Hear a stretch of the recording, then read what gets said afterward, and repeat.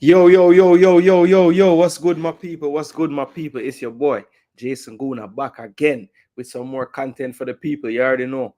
Semifinals, Uruguay versus Colombia. That is the matchup tonight. People been looking forward to this one. When we saw the draw for the quarterfinals, this was pretty much what most people, well, at least I had predicted, Colombia versus Uruguay. So looking forward to see how this one gonna play out, people. You know what we do when you reach in the building. You have to like the video. That's the first thing you have to do, people. That is the main thing that helps to support Jason Gooner TV. So if you are truly a supporter of the channel, that's the first thing I need you to do. Just like the video. Then share the video, share the content around, put it in your group chats, put it in your on your Instagram, whatever. Just share it around. Let some more people see it. Know that we are live. You know, you found this nice channel with this great commentary and this good analysis, and you want to keep it to yourself. Share it around, man. Let more people know about the content, man. Because guess what? It's a football conversation. Yeah, man. Yeah, man. Nice, nice, full of vibes. Yeah, man. So, people you don't know, tonight is the quarterfinals. I mean, excuse me, the semi-final matchup in this one. Of course, Argentina last night beat Canada 2-0. That was my prediction. So I got that one spot on. The Euro has not been as kind to me, people. Before I even pull up anything on the screen about this matchup tonight and the starting 11s, and we'll go through that. We have to give the time to the Euro semi-finals. So, of course, first date was Spain versus Germany. And that matchup there was a tough one, right? Of course, in the end, not Spain. What am I talking about? Spain versus Germany. Spain versus France, sorry. That one in the end went to Spain 2-1. The first half, was action packed, especially at the beginning. France scoring their first goal from open play through Colomboani. Good cross from Mbappe. And then, today's matchup. I'm not even going to spend that much time on the Spain one. The biggest story, obviously, Lamine Yamal scoring that wonder goal. 16 years old, people won't turn 17 until Saturday. So yeah, we'll see if he can keep up his form when he gets to his 17th birthday. I think he'll be fine though, people. But yeah, that was a great game. Spain and France. In the end, I think deservedly Spain got through. I think if you're really being honest, for me the best and most consistent team so far this tournament has been Spain. So yeah, they definitely deserve to be in the finals. And of course, everybody who knows me, follows the channel, knows about my history as a football fan. Obviously, football is a game that I've loved ever since I was a child. And ever since I was a child, I have been a Netherlands fan, right? And that is due to my father being a Netherlands fan. We used to watch games together. He used to show me clips of the teams from the 70s with Johan Cruyff and Johan Neeskens, etc., etc. And of course, I became a fan of the team as well. When I was growing up, probably my favorite player at one point, especially when he made the move from Inter Milan to Arsenal, would have been Dennis Bergkamp. So, yeah, definitely a huge Dutch fan. And so today I was watching that game, and yeah, I was very, very hopeful that today would be a day where we could topple England. Now, of course, I'm an Arsenal fan as well. So, we have Declan Rice there, we have Bukayo Saka there. So, if we had to lose to a team, I'm trying to find a good way to feel about this. But, congrats to Declan, congrats to Bukayo, congrats to Ramsdale as well. Even though I've never played, he's on the team. So yeah, they will be in the final against Spain. But for me, um, the coach Ronald Koeman, I believe Ronald Koeman definitely made some mistakes today. Memphis Depay goes down injured first half. We have three other center forwards on the bench.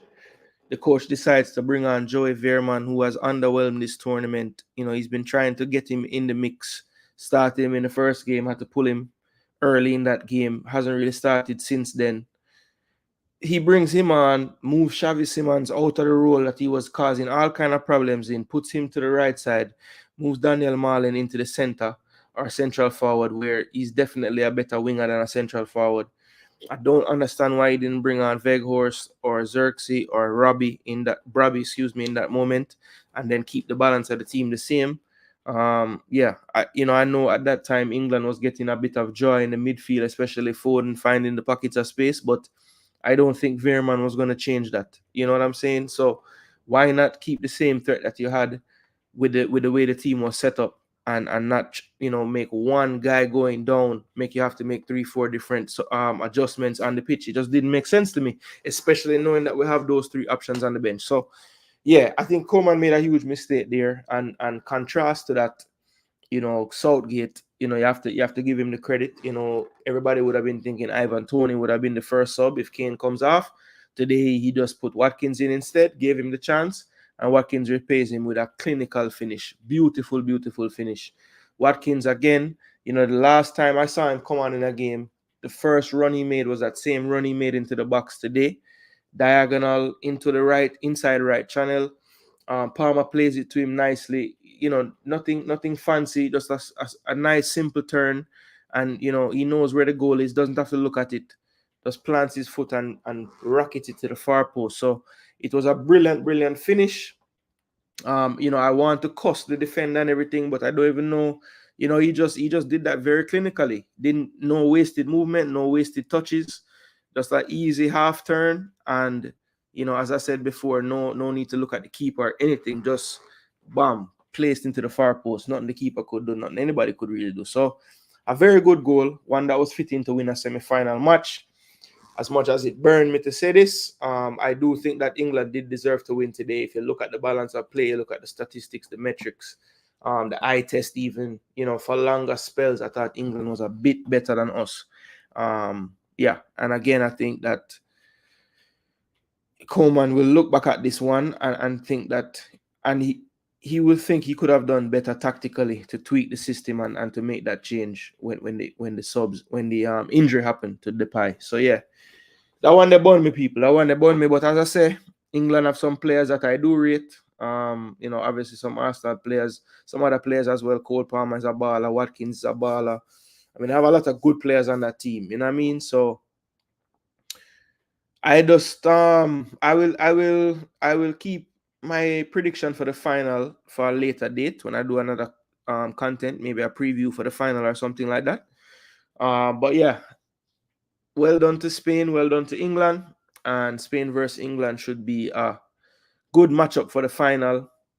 As I said before, I will let it simmer a bit before I give you a prediction for that one. Yeah. So I'm going to bless up everybody in the building. Sebastian, big up yourself. Demo say, poor me, yeah, brother. It rough. England, brother, yeah. England actually played the best game I see them play this tournament today. So at least it was a performance, worthy of them winning a semi-final, I thought. I think they actually played pretty good today. Big up Jason. Just got in from work. A monsoon outside. Remnants of burial. Wow. So the remnants of burial gone so far, not? Jeez. Yeah, man, then pull it off. Big up yourself, 1-1. Blessings. Jesus said, I feel the penalty was fuckery. Yeah, the penalty, boy. Modern football, Jeezy. Modern football. Them give them thing they know, Gary Neville was upset about it as well. I saw him saying, boy, is he not allowed to try to block the shot? But, there was a bit of force and he didn't really put his foot out to block it. He kind of like went into the ball to block it and he was late. He didn't get there in time. Van Basten as well. Yep. But yeah, man, Van Basten is a big baller, man. One of my I would say somebody that I tried to pattern my game after as a player, for sure, after watching tape of him and stuff. Yes, agreed. Probably one of the cleanest touches ever.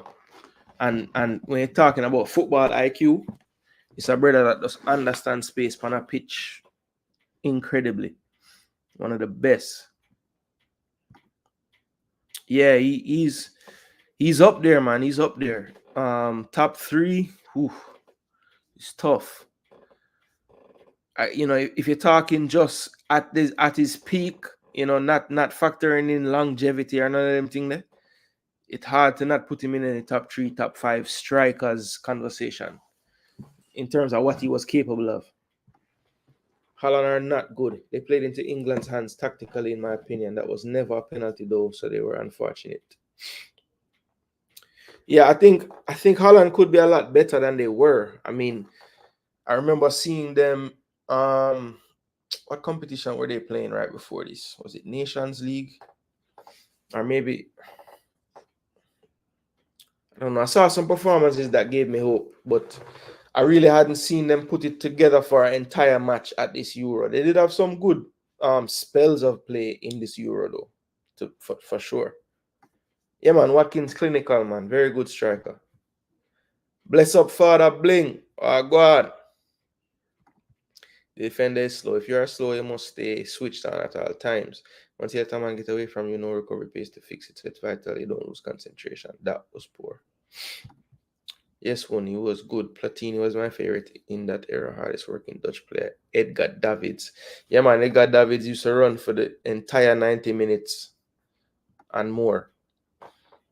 Big up Sayan Bowen. Go on, Sayan Bowen. Yeah, man, big up, big up, big up, big up. Spain has been the best in the tournament from the start until now. Yes, I would agree with that one. I had them and Germany pretty close. But in the end, I did give the slight edge to Spain in terms of just how they were playing, actual form. Mm-hmm. Ali and Cole Palmer are the best two performers in English football this year, but relegated to Southgate's bench. Yeah, it's tough. I mean, look, Kane wasn't no slouch this year. He scored like 40 goals for Bayern. And Kane is the all-time leading scorer for England and the captain. So it was always going to be tough for Ali. Now, Cole, it's the same thing because where Cole would play, more than likely would be either for Bellingham or for Foden, who both had incredible seasons, both of them. So they have a lot of players in that role Palmer could play, and then the other role Palmer could play is probably where Saka was playing at the start of the tournament as well. So Palmer or Saka, they both had good seasons. I would say Palmer probably had a slightly better season numbers wise, and probably playing wise as well. But Saka for England is like one of the few that going to take on players, or try to beat them player one-on-one, getting across that 13 behind. Cole Palmer wants it to feet a bit more. So maybe that's why Saka's game is a bit more safe. But, it's a Foden or Palmer thing, honestly, right now. So you give Foden 60 minutes, you give Palmer 30. But lately it's been Foden getting 85 and Palmer 5 or none. From Van Basten to Kluivert and Bergkamp to Van Nistelrooy to Van Persie and now Weghorst and Depay, football is in decline. Basically, from the start of that list to the end, it just go down. Well, I would say Van Basten, Bergkamp, Van Nistelrooy, Van Persie. I would put them all up there. Kluivert might be a little below them for me. Weghorst and Depay obviously below even Kluivert. Yeah, I was having this conversation the other day, like, is it that the football has gone bad, like there are no more strikers anymore, you know what I mean?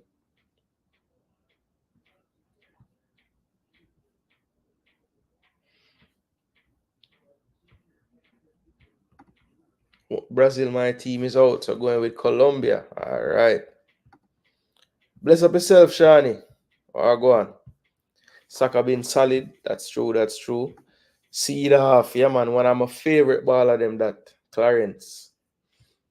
Yo, Shani, say when the people them are talk about who them want for coach reggae boys, may hear Seedorf name coming up, I don't know if he might take that job though. Not sure.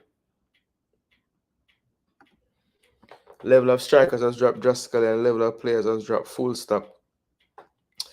I don't know if the level of players has dropped. I feel like players are definitely different now. It's a lot more like system based. Players are a lot more robotic now. You can kind of pretty much know what them going to do. I think players were a lot more spontaneous in like the 80s and 90s, They're a lot more rigid now in terms of how ballers play.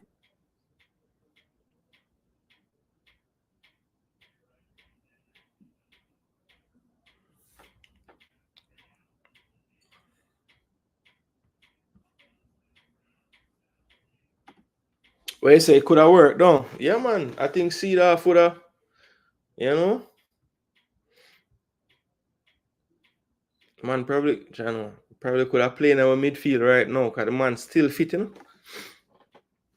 We're going to win. All right, yeah. So, boy, I get close to match time. So, let's do this, people. Let's get on the screen the lineups so we can break down what we feel about who will win this match. Yeah, man. Make sure not smash that like button too. Don't forget that part. That's very, very important to the channel. We need to get those likes on the video. All right. Yeah, so what's going on here? Okay, there we go. So the referee in this one is from Mexico, people. So you know the referees have been a very important part of this tournament. So I just wanted to let you guys know that the referee tonight is a Mexican. All right, so we'll see if that has any bearing on anything. Okay, so this is the lineups for tonight's matchup, people. Of course, you know the right back that starts for Uruguay, Nandez, got a red. So it looks like there's a system change from Bielsa. So Bielsa going with a 3-3-1-3. You know, the mad scientist has to change up some things. So basically, it looks like it's going to be Caceres, who had a really good performance in the second part of the last game for them. Gets the start today. Jose Jimenez, who came off the bench for Araujo when he got injured, is the captain and plays in the center of the back three. And Mati Oliveira, who started as a center back in the last game but switched to left back when Caceres came on, will play on the left side of the three in the back. Russia keeps his place in goal after a good performance in the penalty shootout. Federico Valverde, Manuel Ugarte, Nico de la Cruz, and Bentancur this time gets the start. So basically, that looks to be what the coach has gone with instead of starting another defender or right back for the absence of Nandez. He has changed the system and has found a way to get Bentancur in from the start, beefing up that midfield, which I think is an important play by Bielsa. I think midfield will be the key to this one today. Facundo Pelestri keeps his place on the right. Araujo keeps his place on the left, and through the middle, Darwin Núñez, who had a few easy misses in the last game, which is probably going to continue tonight. The question is, can he put one away of those chances that he tends to get? All right. And for Colombia now, we have Camilo Vargas in goal, in Liga MX keeper, veteran goalkeeper, Johan Mojica, left back, right back, Daniel Munoz, Davis Sanchez, and Carlos Cuesta, who had good games in the last game as well. Richard Rios, Jefferson Lerma gets back his place after being suspended in the last matchup. John Arias as well in midfield. Then we have Luis Diaz, John Cordoba, and James, who is shown here on the right, but you know, will float into various areas just beneath that forward line and in between the midfielders and the forwards, just connecting the play, typically with some deadly final passes to create a chance or shoot from distance himself and get a goal. So that is the lineup for both teams. What do you guys think of the lineups? Do you like the tactical tweak that you see from Bielsa? You know, this whole tournament they've been playing basically a 4-2-3-1. So it's a quite a change. And you know, based on the personnel, I don't really think that it will be any different from what I see here because they really don't have any wing backs per se in this system. So yeah, I think this is probably really what it will look like. No surprises really from the Colombian side of things. I guess you could argue, you know, they could have gone with Uribe in midfield instead of Arias. But other than that, you know, this is pretty much what you would have expected. Lerma getting his place back basically for Uribe, who started in his place with him suspended the last time. So yeah, Colombia, as you should know by now after following this tournament and hearing the storylines, I believe it's 26 unbeaten now for Colombia. Not quite as good a run for Uruguay, but they should feel confident as well. They are in good form. So, you know, when you look at the form teams of this tournament coming into it, I think these would be two of, I would say, the three that you would look at. Of course, Argentina as well, since they have won pretty much all the major tournaments they have been to recently, would have had to count them as favorites as well. So Uruguay, Colombia, they will get the bonus of playing Lionel Messi and Argentina in the upcoming final, people. So What do you guys think? Let's see the predictions. Let's see the predictions, people. What do you guys think about this one? How you think this one's gonna turn out, people? Going into this tournament, said that I thought Uruguay was going to be the champions, and I'm not gonna change now since we're at the moment where they have their toughest opponent of this tournament, Uruguay, Colombia. I see this one being extremely tight game. I think both teams will kick each other up, as you know, you have been seeing in the Copa. My hope is that this referee kind of understands the temperature and is able to calm it down. Um, I don't know what that will take because both these teams are very volatile when it comes to fouling and stuff. Um, but I do think that we'll see some goals in this one. I think that both teams have the quality to open each other up in certain areas of the pitch, especially. I think obviously the key for Colombia will be, James Rodriguez. Can you get him on the ball in areas where he can affect the game?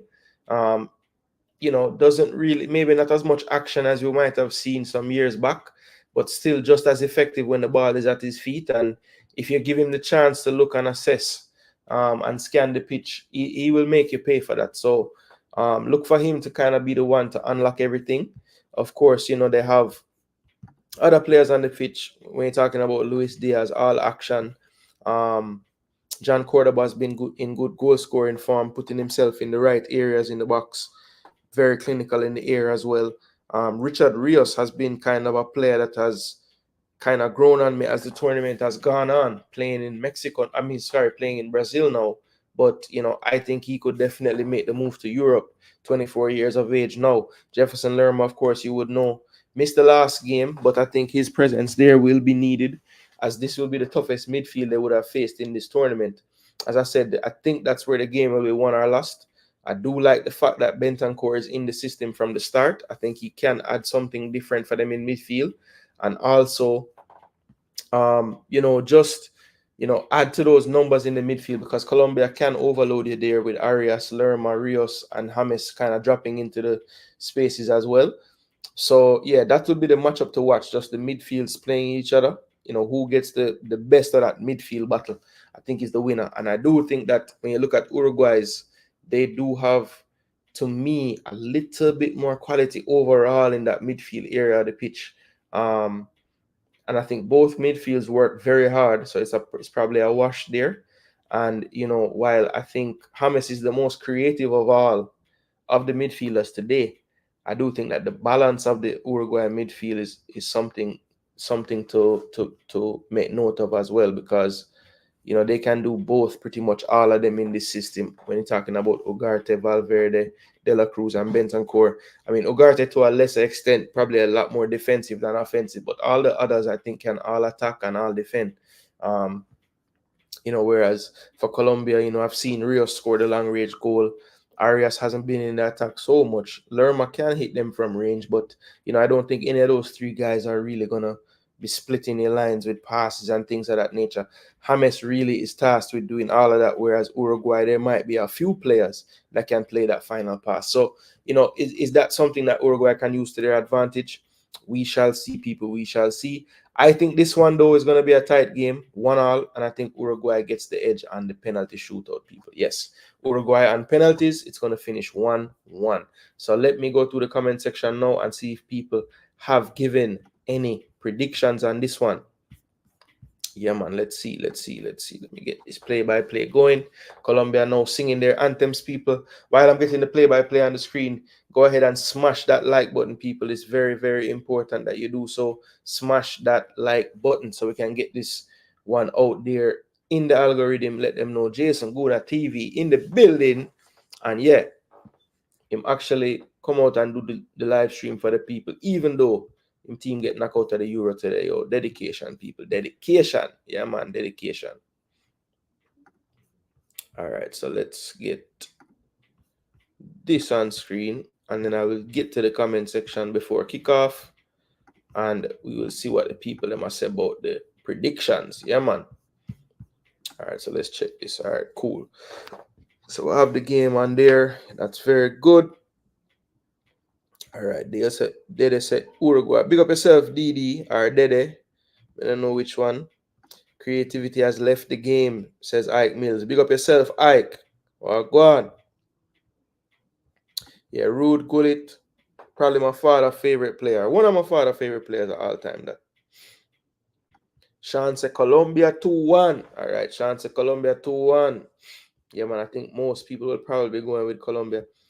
We needed a James Rodriguez in Brazil midfield to connect the plays. Yeah, I think one crazy thing about Brazil, like they had like all the same type of midfielder. They never had, or even the ones that could have maybe played like that, I don't think they're the highest quality, like Andreas Pereira, like when you look at number 10s that play for Brazil over the years, how low on the list would Andreas Pereira be? He'd probably be one of the lowest ones, no disrespect to him, but that's kind of strange that he would have been the most creative midfielder in the team.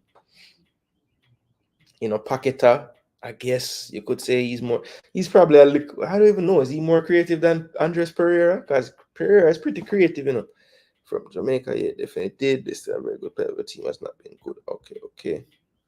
Warren said this is gonna be a brawl. Yeah, man. The last game we did, I think it was which game again? Uruguay versus who again? But I don't remember, brother. It is not worth remembering, to be honest.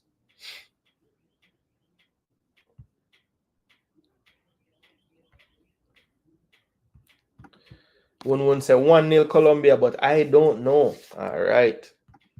1-1 Colombia win on penalties, Cyan. Yes, I'm going 1-1, but I think that Uruguay are going to take it on penalties. Yeah. That is my thought. So they must show Lerma Arias playing a bit higher up the pitch, but he not really play so high. So I'm going from the main. I'm not with that top, bro.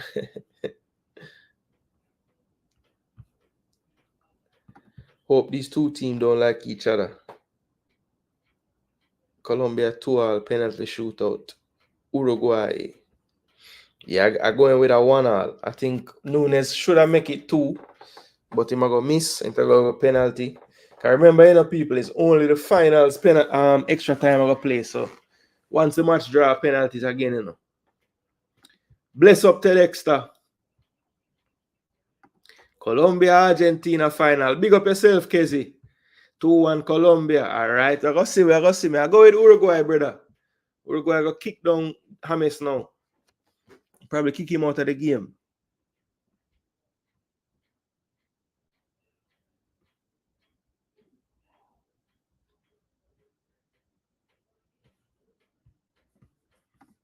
I say 1-0 Uruguay. Yeah, I go with a 1-0, but I feel like James are probably do one piece of madness to make them get a goal. But I feel like Uruguay are going to score upon them as well. All right, so the game kick off, people. 30 seconds in. Make sure you smash that like button. Smash that like button. I had Uruguay from the tournament start, Cyan Bowen. Before it started, I picked them to win the whole thing. So let's see.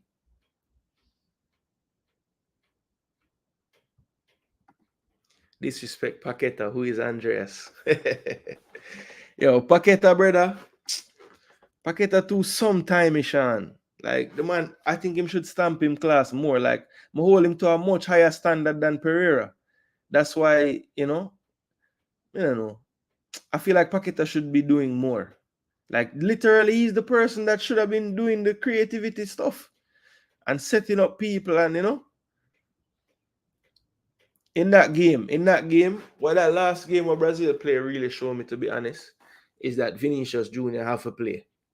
Because there was no, Vinny Jr. clearly does a lot for that team, because it was so sterile in that last game Brazil play. Believe me. Yeah, Uruguay, bro. Not never they are going.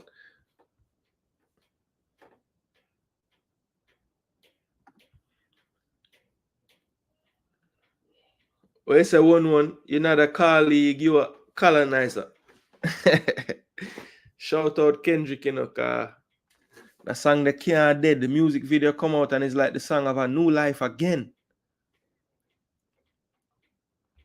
I don't know if it's an AI or what, people, but I see a picture with Drake at the all-white party something, and the man look like him age about 10 years in the last 2 months. But I don't know if I just them put some foolishness in the picture or not. People on the internet still. But brother, the man look older, bro. Like thing I stress him out. The A minor I stress out the brother. You see what I say, Shani, about Pereira and Paqueta, right? Like, I don't really want to disrespect Paqueta. I'm a bigger baller for Pereira. That is true. But I just expect more out of the brother, man. All right, people. 3 minutes gone in the game. Not much action. A lot of midfield action, basically. Uruguay now trying to possess for the first time, really. They go back now. Ugarte splits the line well. Araujo gives it away, though. Lerma in midfield goes back to Cuesta. Cuesta to Mojica. Mojica into midfield. Lerma good 1-2. Mojica now going over the half line. 2 Uruguay players pressing me, plays out well. Colombia look to switch the play now. But that's good defending by Uruguay. Cut out by Nico de la Cruz. Oh, that's good pressing again by Colombia. So both teams pressing well. Rios. And pressed right away, boy. The man had a sense danger so well, man. Rios looked like he was in space down the right, and as soon as him turned around, Ugarte was there. Throw into Colombia. Munoz.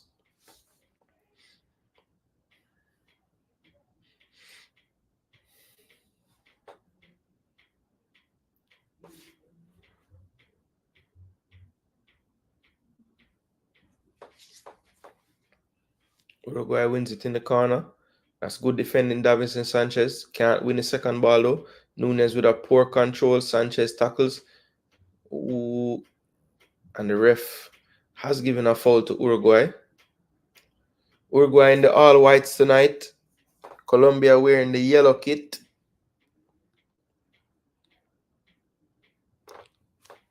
Sturdy challenge by Sanchez there. Yeah, he did trip Mati Oliveira trying to get to that one.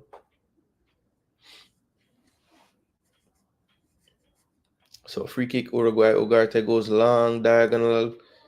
Cut out by Mojica. Good first touch. Lerma flips it around to Diaz. He passes. Here comes Mojica down the left side now. 2 players over for company. Well done by Uruguay. They win it. They try to play out, but too much on that touch from Valverde. It's a throw in to Colombia on the left-hand side.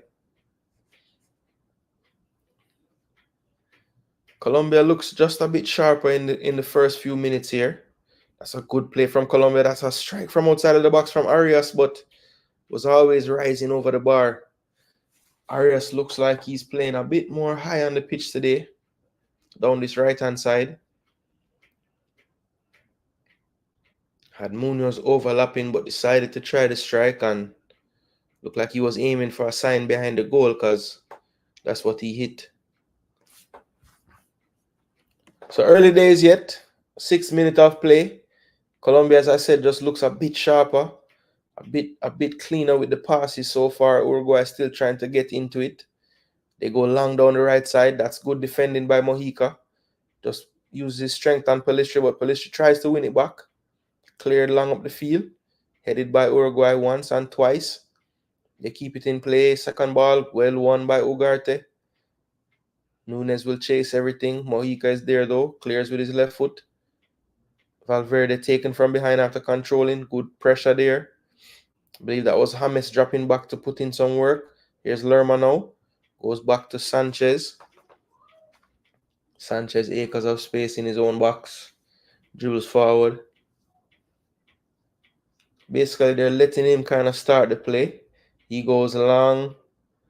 And Jimenez lets it bounce to his keeper.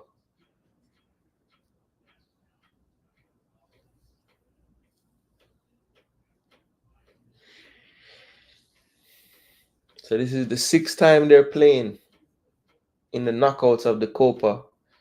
3 wins to Colombia, 2 to Uruguay. And twice Colombia have won on penalties. Once Uruguay have won on penalties. So this game has a tendency to go to penalties a lot when it's a knockout game. So let's see if that happens again today. Nunes can't get to that one. Sanchez clears. Well taken down by Ugarte in his box. He now clears. Looking for Pelistri. That's a good ball. No, Pelistri being chased. Mojica does well to get back in front of him now. Valverde. Uruguay goes forward to go back. Now it's all the way back to their goalkeeper. Ugarte seems to be the one tasked with dropping back and kind of helping to build out of the midfield. So basically, when they're building out, Oliveira comes all the way to this left side to be a left back, and Ugarte kind of becomes the second center back in the build out phase. Typical of Bielsa to have a lot of different formations based on the phase of play that they're in. You know, he's one of those coaches that likes to have flexible players in his team. Loose touch again from Nunes. He's tackled away from him. He was seeking a foul, but looked to be a clean tackle. He's limping though. James, tired of not touching the ball, back on near the back line just to get a few touches. Actually in conversation with his coach now.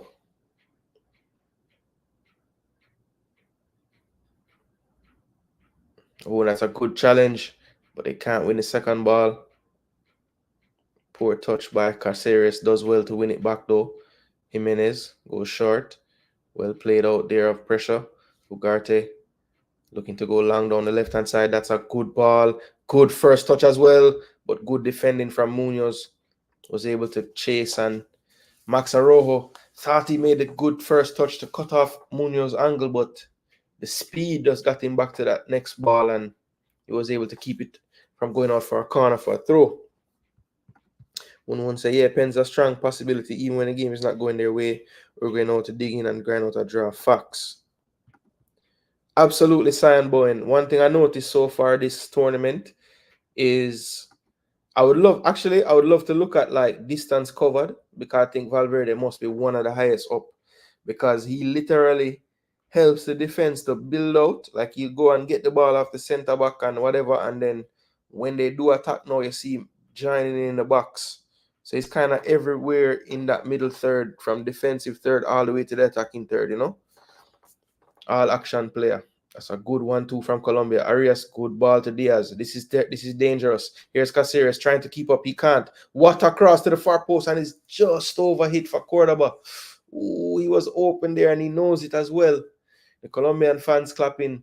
That was good football, because Arias found Diaz early. And whenever you can get Diaz the ball with just one player in front of him, that's problems for the defensive team. You know, you always want to have somebody shading when you're about to tackle Diaz, because he's very fleet of foot. Here's a short goal kick by Uruguay. They're trying to build out. Here's Jimenez. He plays on the ground to the right. That's Nico de la Cruz now. Nico goes over the top, but it was going to be offside anyway, and it was overhit. All the way back to Camilo Vargas.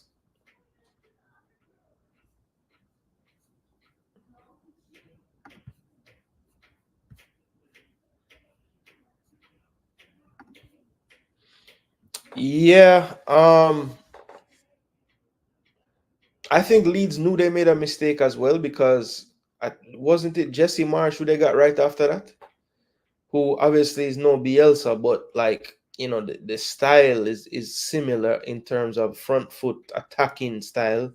You know, obviously Bielsa probably has a lot more, as I was just talking about, you know, the different systems he employs based on the phase of play in real time that's happening. You know what I'm saying? So I don't know if Jesse has that much going on in terms of different, you know, like I said, on the fly switching of positioning and formation, you know, based on even where the ball is on the pitch, you know, not only just different thirds and phases. Very, very intricate, his system. So, yeah, I think Leeds did want a similar style. So if you wanted a similar style, why get rid of the coach? What a good ball. Ooh, that runs away from Araujo. That was a good idea. The space just wasn't quite there for that pass. But good attempt by Nico de la Cruz. So both teams, you know, getting a little closer to you know, creating the first actual goal scoring opportunity. The good thing so far, people, it's been 13 minutes and I haven't really seen, like, you know, just kicking over people. That's good. They're both teams trying to play without making it a rugby match. But yeah, let's not talk too soon either.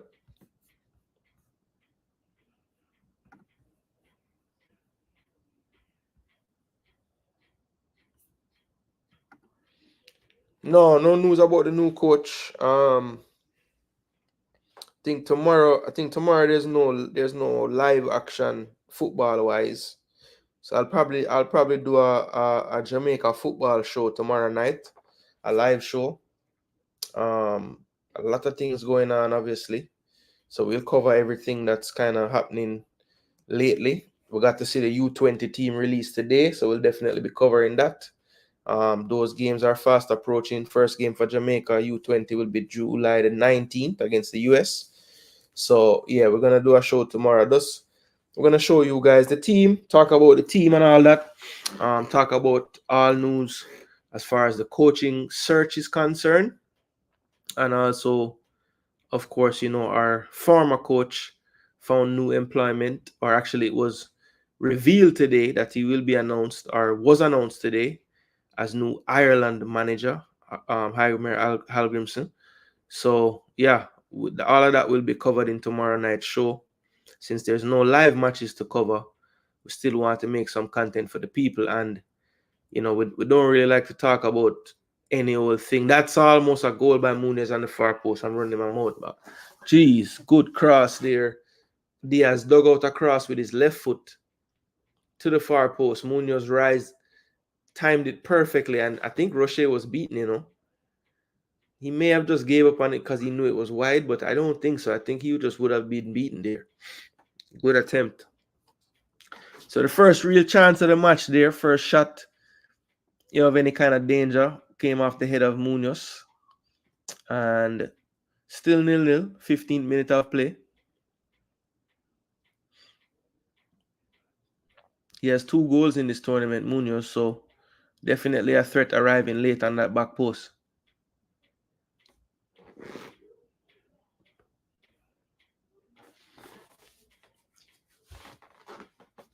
The coach mash up the team on purpose. I don't know about that, because at the end of the day, you have to remember, say, regardless of if him didn't want to leave or if him get the job long time, him can't, nobody that look at him record going to say, oh yeah, so those 3 losses, it was because he wanted to mess up Jamaica's team. They're not going to care about that. They're just going to say he got 3 losses. So it sounds good and it sounds sensational and whatever, but it doesn't really make logical sense for him to do that. None at all.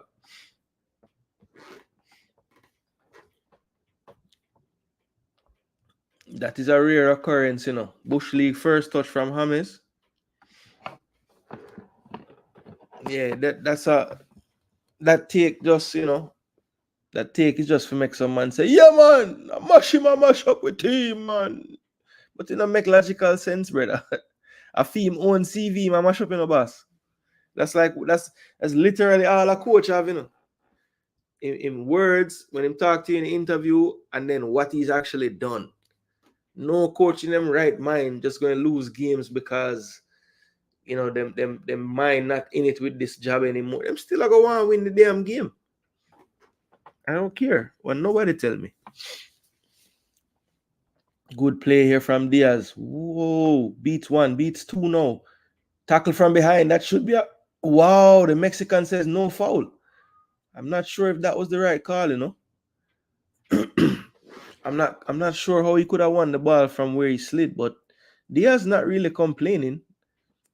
James complaining though. Good first touch ball by Ugarte. That's shot for Valverde. They still get the bounce. Good ball by Nico de la Cruz. Valverde one time. What a pass. What a control. Oh, Darwin. Yo, that was the type of goal Darwin usually scored, though, because the first touch was out of this world.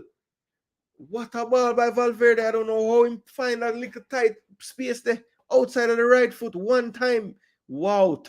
Yo, that's when you know a ball is good. The defender is there beside him. Okay, that makes sense, because in real time, people, it looked like Darwin had one of the cleanest first touch I ever seen. But him actually touch it and it bounced off the defender foot right into him part again. So that was much more Darwin-like with the first touch.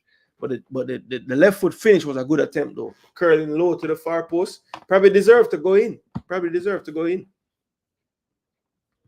I don't buy it either. I think he tried his best. He did what he has been doing tactically at that level. It's unlikely to work. Ridiculous argument, man. Gone to greener pastures. Yeah, just better situation, a lot more professionalism probably on the admin side. I mean, not probably, I'm sure on the admin side. More resources to work with as well. Less things to deal with as far as player recruitment and just less variables to worry about as a coach. Yeah, it don't make sense. Nunes is such a bum. That would have been a good goal though, Demo. You have to admit that was a good attempt. He's a bum, but that was a good attempt. On the weaker side, but you have to score that very poor finish. I don't know, man. I mean, yes, he didn't hit the target, right? But if I'm his coach, that was very sharp forward play because the instinct to sort out your feet, get that shot off so fast, like that in itself was difficult to do, running at that speed, for me at least. So I'm not gonna kill him. I mean, yes, you want him to bury that. It's inside the box, regardless if it's the left foot. I've seen him at least score with his left foot, so I know it's not like he can't do it. So yeah, you don't hit the target, poor finish. I can't really sugarcoat it. It's a poor finish. Their players better suit the style of football he plays too. Yeah, they won't mind the up and under style of ball game. I don't think it's a good attempt. If you miss a target from there, I think it's poor. Yeah. All right. The final action, I agree, poor. I think everything before that was excellent. The timing of when he burst to sprint and get the little space that Valverde found, the awareness and agility to sort out his feet quickly, to get it onto the left foot, to curl it, like he did so many things right in that play. Until I'm old and gray. Nah, man, me not make an excuse for him, man. Me just say, me can appreciate like running off the ball or forward because I used to play the position. So I really pay attention to like how they move off the ball. And I think that is literally his superpower. So a lot of the things you don't like about him, I agree with. He misses too many chances. But you see, everything else that a striker does and having them locker, I like. I like when he move off the ball. I like him hold up play. I like when he pass the ball as well when him in attacking positions. I like when cross for a striker. So like, there's a lot of things that him do as a forward that are very, very good. But yes, the most important one, him need a lot of work. Him not clinical enough. He can't go around it. I would take Darwin over Garnacho 1,000,000 times at Man U. See there? Anybody would call him good try. That is true. Like I remember when we used to go watch the game at Jamaica, and when a man bust a shot, and the crowd said, "Good." Yo, me and my father used to always say, "Good try out." Yeah, but good try out. Yeah, that was our thing. Sound like good, but yes, a good try. Darwin, good try, Nunes. All right, we're basically almost halfway through the first half, people. Uruguay, I think, growing into the game a bit. I think Colombia had the better of the first 10 minutes or so. It's been a little more even in the last 10. Here's Nico de la Cruz now. I think he didn't time that pass up, but look at the hustle. And Nunes going to get in on this one, and he strikes. And he drags that one wide. As he screams to the heavens there. Seen that before.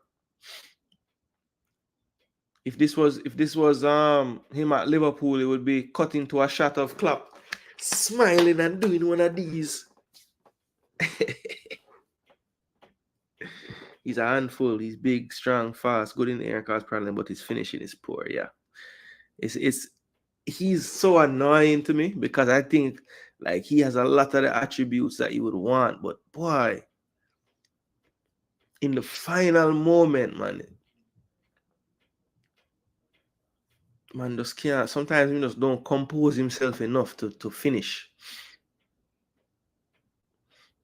Good ball. Lerma in space. Diaz now. Back to Lerma. Lerma goes wide now to Mojica. Mojica has Diaz. Diaz turns. Plays a diagonal a bit high, but he saves it. Good tackle there. Bentancur showing why the coach started him. Can he reach it? He does. He cuts in field now. Still dribbling, gets bounced off the ball. Referee points at the ball, says that's good. Rios going forward now. Oh, that's well read there by, I think that's Mateo Oliveira read that one, and that's going to be a yellow, no? He was pulled down in midfield there by Arias, but just a talking to from the Mexican referee. Colombia's coach telling his players to remain calm. Probably thinks that pass out to the wing was just a bit rushed. Of course, 3 of the 4 semifinalists had Argentinian coaches or Argentine coaches. Both in this one, obviously Argentina's coach and a US coach, funny enough, in Jesse Marsh for Canada.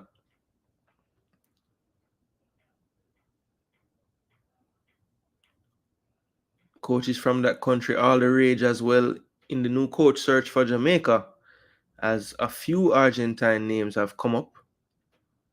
I have my doubts any of them will come, but I guess it's like transfer silly season, names will arise.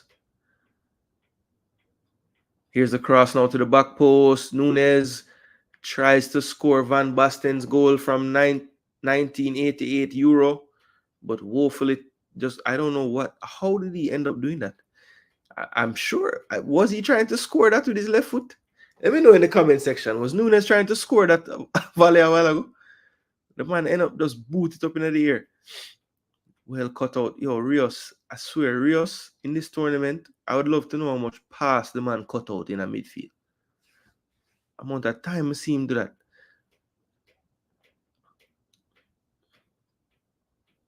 Oh, that's dirty, man. I tell you, maybe I talk too soon with this mad tackling, Nico de la Cruz just scissors Rios a while ago. And Nico de la Cruz was doing some madness in the last game as well, Yeah, man. He was doing some madness in the last game as well. Jimenez, you can't be upset at that yellow card, brother. That was reckless what the man just do a while ago. Jeez. In the Brazil match, this man Nico de la Cruz could have get sent off easy. He had a few rough falls. I don't know, but I know Berhalter got fired today officially. I haven't seen Mexico. I haven't heard any news on Mexico's coach though. You see it. It's embarrassing when a man muscles you like that. You feel shame. Yeah, bro. Bentancur, when he run full speed, drop easy though. Kind of, sometimes when you're tall, that's the thing. That's what was crazy about like Zidane, kind of tall like that, but it was so hard to knock off the ball even when him running full speed. Mad. They said definitely that was a shot, though. And them kind of mad goal then we score. When it's like you don't even think him can score it.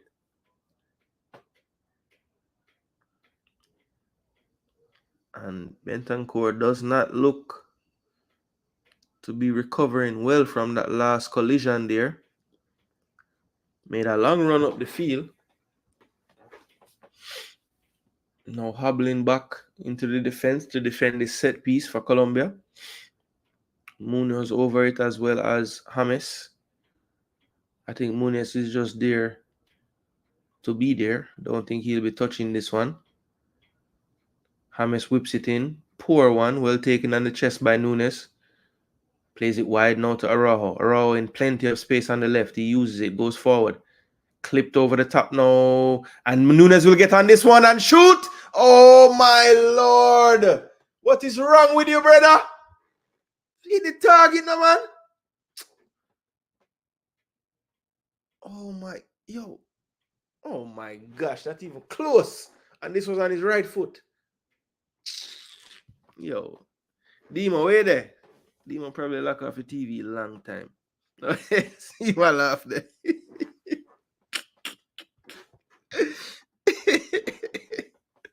Yo, we could have tell you, say, some comment was forwarded from Demo, brother. I mean, no.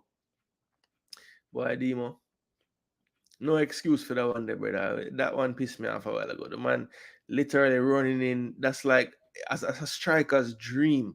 Running at an angle like that on your stronger foot in the middle of the goal. What more you want in a life, brother? That coming like, in a basketball, you get an alley-oop. Gee, all the man have to do a dunk that, brother. Come on, man. Nunes, crab. From where they, yeah, say this, Boy, I name them might stick, brother. Uruguay and Andy Carroll, jeez. Yeah, man. If that upon Carroll left foot, man, the keeper have to save it at least, brother. And that's the thing, bro. I can't cuss a striker so much when the keeper save it, or. But this man just don't even hit the target. Pelestri there couldn't quite catch up to that one goal kick to Colombia. But in the run of play, it kind of looks like Uruguay when they attack are finding the spaces a bit better. Uruguay's defense has been pretty solid, barring I would say that one play when Diaz, was isolated at the top of the box. And then the other play was from a Diaz cross again that Munoz met at the far post. Other than those two plays, I think Uruguay has, in the run of play, had the more dangerous entries into the final third for me. And that's evidenced by what? I would say two very good chances and one half chance for Nunes so far.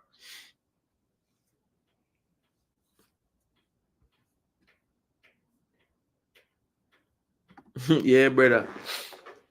Because Jimenez, I want real wind up merchanting on him. Learn from the G.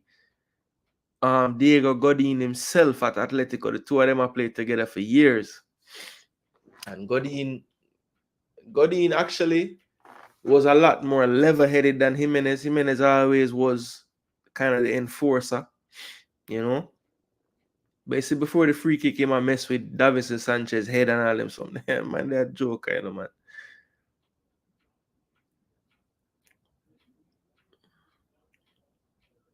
Oh, referee, what's the difference between that and what Nico de la Cruz just do? What is the difference? The man says, okay, yellow card, have to be. The same tackle. Munoz, you can't be upset, bro. You can't tackle with both of your leg them like that. Man say, I'm on estado.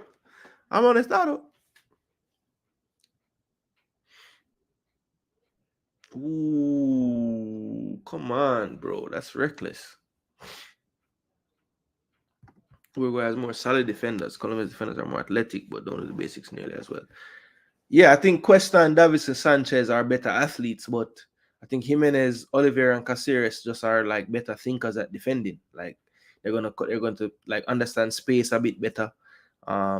They probably will keep their line better, keep attached better, things of that nature. You're right though. The other guys are more, they will win a sprint against those defenders, but this isn't sprinting, it's football. So even the way like when what's his name? When Valverde played to Nunes, even the way Cuesta turned to just run, like, and took his eye completely off the ball, which allowed the bad touch of Nunes to bounce off his leg. Just little things like that, where the Uruguay defenders might have shifted a different way, or gave that yard of space, knowing they don't have the pace. Then they can just, step forward and cut out that pass as opposed to spinning around. So little things like that. Poor pass from James there, cut out. Pelestri getting chased, cuts back on D as well, going in the middle but loses it now. No foul. Bentancur wins it in midfield, shielding. Goes back now. Oliveira into the middle. Valverde. Back to Jimenez. Jimenez over to Egarte. So yeah, basically in possession, it's becoming a back four. And I think Bentancur will have to be subbed off. He's struggling. But he's really had bad luck with injuries like the last probably 2-3 years now. Seems like every season for Spurs he gets injured. He's not gonna last this game. It doesn't look like he's trying to run it off, but it's not looking good. James in the middle. What a cross. Oh my gosh. John Cordoba puts it wide. And he hasn't been missing those this tournament, you know. It looks like they will have to change the system now. Bentancur will not be able to continue. Let's see what he does here. A lot of options on the bench. He could go Matheus Vinha at left back. Slide Oliveira into the middle. Go back to the back four. If he wants to bring on another midfielder, it could be. I mean, who would he really bring on in midfield, though? It doesn't really make sense, any of these midfielders, but let's see. Let's see what he goes for. Let me see who's on the bench. He could go for Varela, right back, and then put Oliveira at left back. Put Caceres and Jimenez in the center back, and put Ugarte, just keep him in midfield. Him don't have to drop back into the back anymore. Okay, so he did go for Varela. As you know, Guillermo Varela, I think he was at one time a Manchester United hopeful. Don't know if he ever got any appearances for United, though. Wasn't he at United one time? Yeah, man, I knew it. He went to United when he was super young. Yeah, because he's only what? Yeah, he's 31 now, so that was years ago. But I remember him coming as a young guy to United. Never panned out. I think he just went on loan a bunch of times. Don't know if he ever made an appearance for United, actually. Yeah, so Nunes switches the play very well. That falls right on Araujo's foot, but it's poor first touch. Munoz now down the line. De La Cruz chases. Does well to make him turn back. One thing Uruguay and Colombia are going to give you. Every player going to give you 110% effort, man. Just to wait. Oh, that could be danger now. That could be danger now. I believe Nico De La Cruz's hand went up a bit high. And the Mexican referee says, I saw everything. He's trying to get one over on me. He's telling them to play on.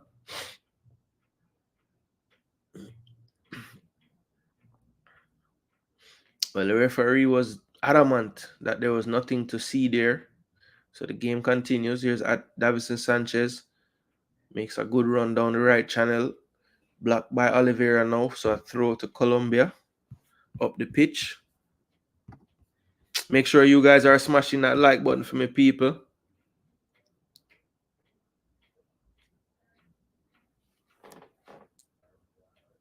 Him should have finished that.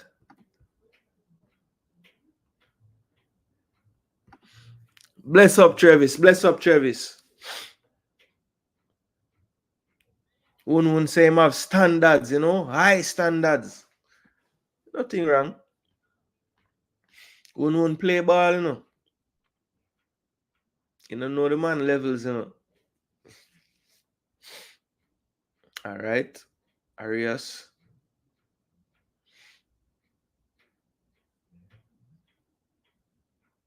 I'm not really seeing in these games what Arias really brings. I'm assuming he's there and he starts all the games because the coach likes his work rate and stuff, because I haven't been so impressed with him on the ball. But he does put in a shift. I'll give him that. And I guess when you have a player like James in the team, you have to be mindful of, the work rate of all the other players, because similar to Messi with Argentina, I think the coach tends to put a lot of workers around him, players that he knows will put in the extra miles chasing those balls, chasing down, when they're pressing, making sure to put in the extra effort, because Lionel is a bit limited physically these days. James is not the same age as him, but James was never really the most hard-working player off the ball in defense. So they've always had to cover for him a bit. Good cross, but well flicked out there.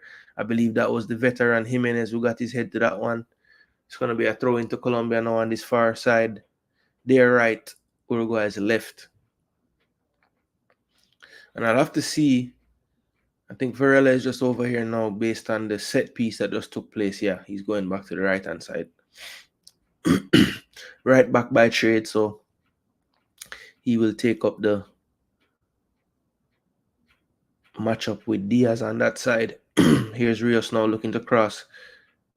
Looks like he was just playing to get the corner or the throw in, and it looks like he has won a corner to Colombia there. 39th minute of play. I'm sure James will be heading over there to in-swing this one from the right flank. The Colombia attacking right side. Here's the in-swinger. Back post. And that's a header. Ooh. And that is in the goal. Whoa, it looked like it hit the side net in Jefferson Lerma. And as I said, James will do one thing and create a goal. And he already gave Cordoba one. And that's the second one he's put on someone's head. Point blank. And that's a brilliant header. It's 1-0 to Colombia, people. 1-0 to Colombia. James does it again. Far post. Right at the edge of the 6-yard box. I'll have to see this one again. On live, it looked like it might have hit the side netting, so I wasn't sure. And it was Lerma's running off to celebrate that confirmed it for me. Oh, that's snuck in at the near post. Rocher will want to do better there, but to be honest, it just was perfect direction with the header because it was headed straight down. And I remember one of the first things I learned heading a football as a striker, head the ball down. Always head the ball down. It's tougher for the keeper. So that's it. 1-0 to Colombia. 48th minute of play. James Rodriguez with another assist in this tournament. And that's a goal de Colombia. It's a blame Darwin. Yeah, 6 assists is madness in one tournament. That's like that's dare I say Messi like,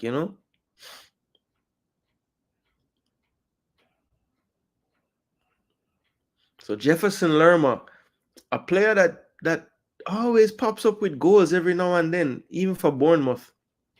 Not really the most attacking midfielder, but scores from range, good from set pieces, good from second, a lot of second phase of play, goals off of set pieces as well for Bournemouth. So just a player with a good eye for goal. 1-0 to Colombia. I believe that's Lerma's second of this tournament as well.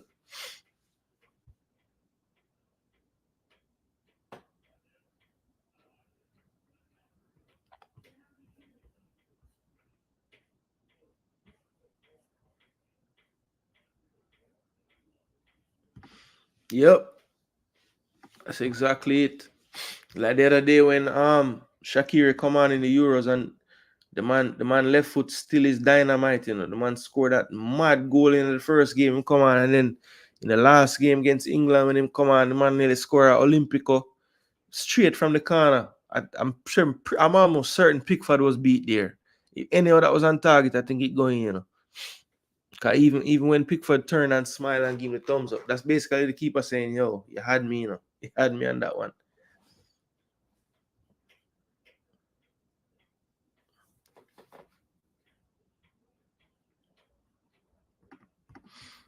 Yeah, man, the man delivery mad, man.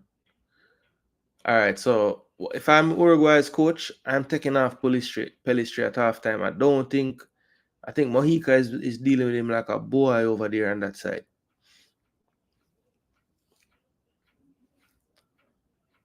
Yeah, I'm going to have to figure out how I can change up things on that wing because Mojica does seem to have the better of him. Even the one time I saw him get the run on him, he basically had to cut back because Mojica just chased him down like it was no problem.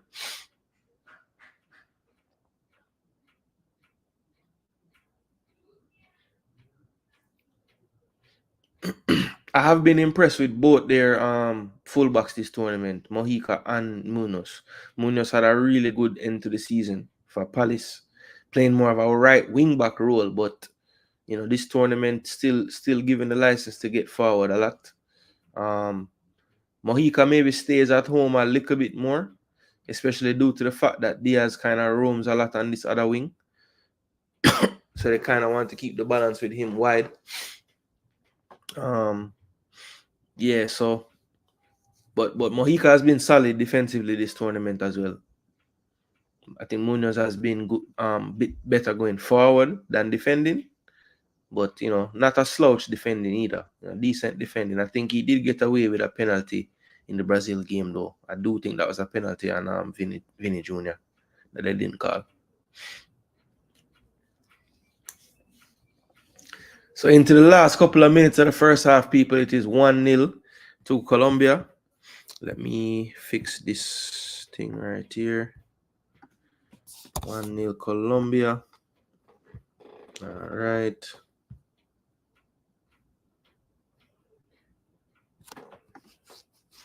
Yeah, man. Shaqiri out there looking like a boiled dumpling. Yo, the man calf them. Yo, I don't know. I don't know what kind of calf workout them man they do. Ooh, a little bit too far from James there. Goal kick. Get Darwin on the wing over there. Let him use the pace he has. Yeah, that wouldn't be a bad shout. I don't know if the coach would want to do that though, only because when you look at them bench, I try to see how it could have worked if them do that.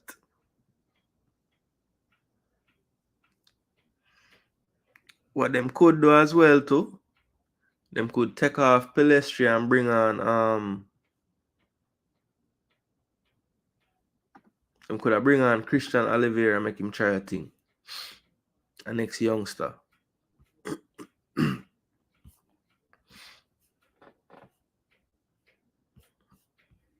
Just a different look, you know, switch it up.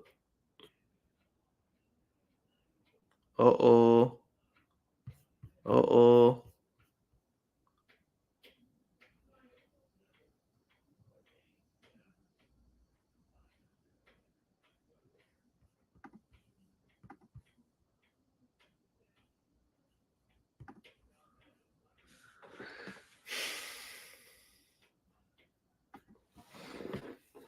I guess, boy, them coulda bring on the old man, you know. Even though them barely playing in the tournament, yeah. So I think them would have bring on Suarez to play a whole half. I would have just do a straight swap, bring on Oliveira for Nunes. And if you're not gonna do that,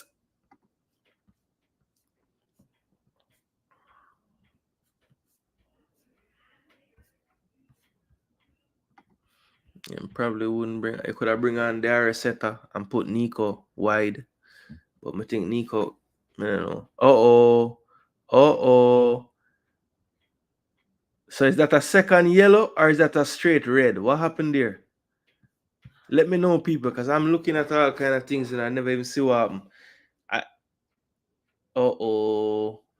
So Daniel Munoz looks like it. Okay, so it is a second yellow card, which obviously is a red. So he'll be out if they do make the final. The Mexican referee is not hearing anything. Here's the replay now. Oh, that's the first one. Okay, that was a definite deserved yellow. And then, oh, for sure. Oh, for sure. For sure, bro. Even if the ref never want to give him a second yellow, once VAR look on that elbow, him gone. Because basically it looked like Ugarte pinch him or something. And the man reel back and elbow the man in his chest. So Munoz has lost his head here. Getting told to calm down by Lerma because the ref not going to change it now. You might as well just come off of the field. Yeah, man, that's madness, bro. You can't do that in the semi-final. Colombian fans scratching their head. They can't believe it, but it was deserved. Good jump there from Jefferson Lerma. And I think I think the goalkeeper kind of doesn't realize where he is, because you can tell he's kind of afraid to hit the post with his little dive. And he was kind of, he wasn't very sure where he was. It don't look like. Yeah, that's not good at all. That's not good at all. Yes, not only is he on a yellow, that's a red card offense. So no, I don't think VAR ever intervened. I think, well, maybe they did, because he didn't give anything initially, and then he went and gave him a second yellow and then a red. So I don't know. So Munoz shakes his head as he gets off the pitch, but really has no one but himself to blame. Let's see what their coach does now to kind of make sense of this team now that they've lost their right back. So what will the coach do now? Nesta Lorenzo, what will he do now? Here's Cordoba. Goes wide now to Diaz. Here's Diaz. Inside, outside. Cuts back again. Good defending this time from the substitute Varela. Now playing in Brazil with Flamengo. As I said earlier, 31 years of age now. So it will be a corner to Colombia. This time it will be the outswinger from James. See if he can find Lerma again or anybody else.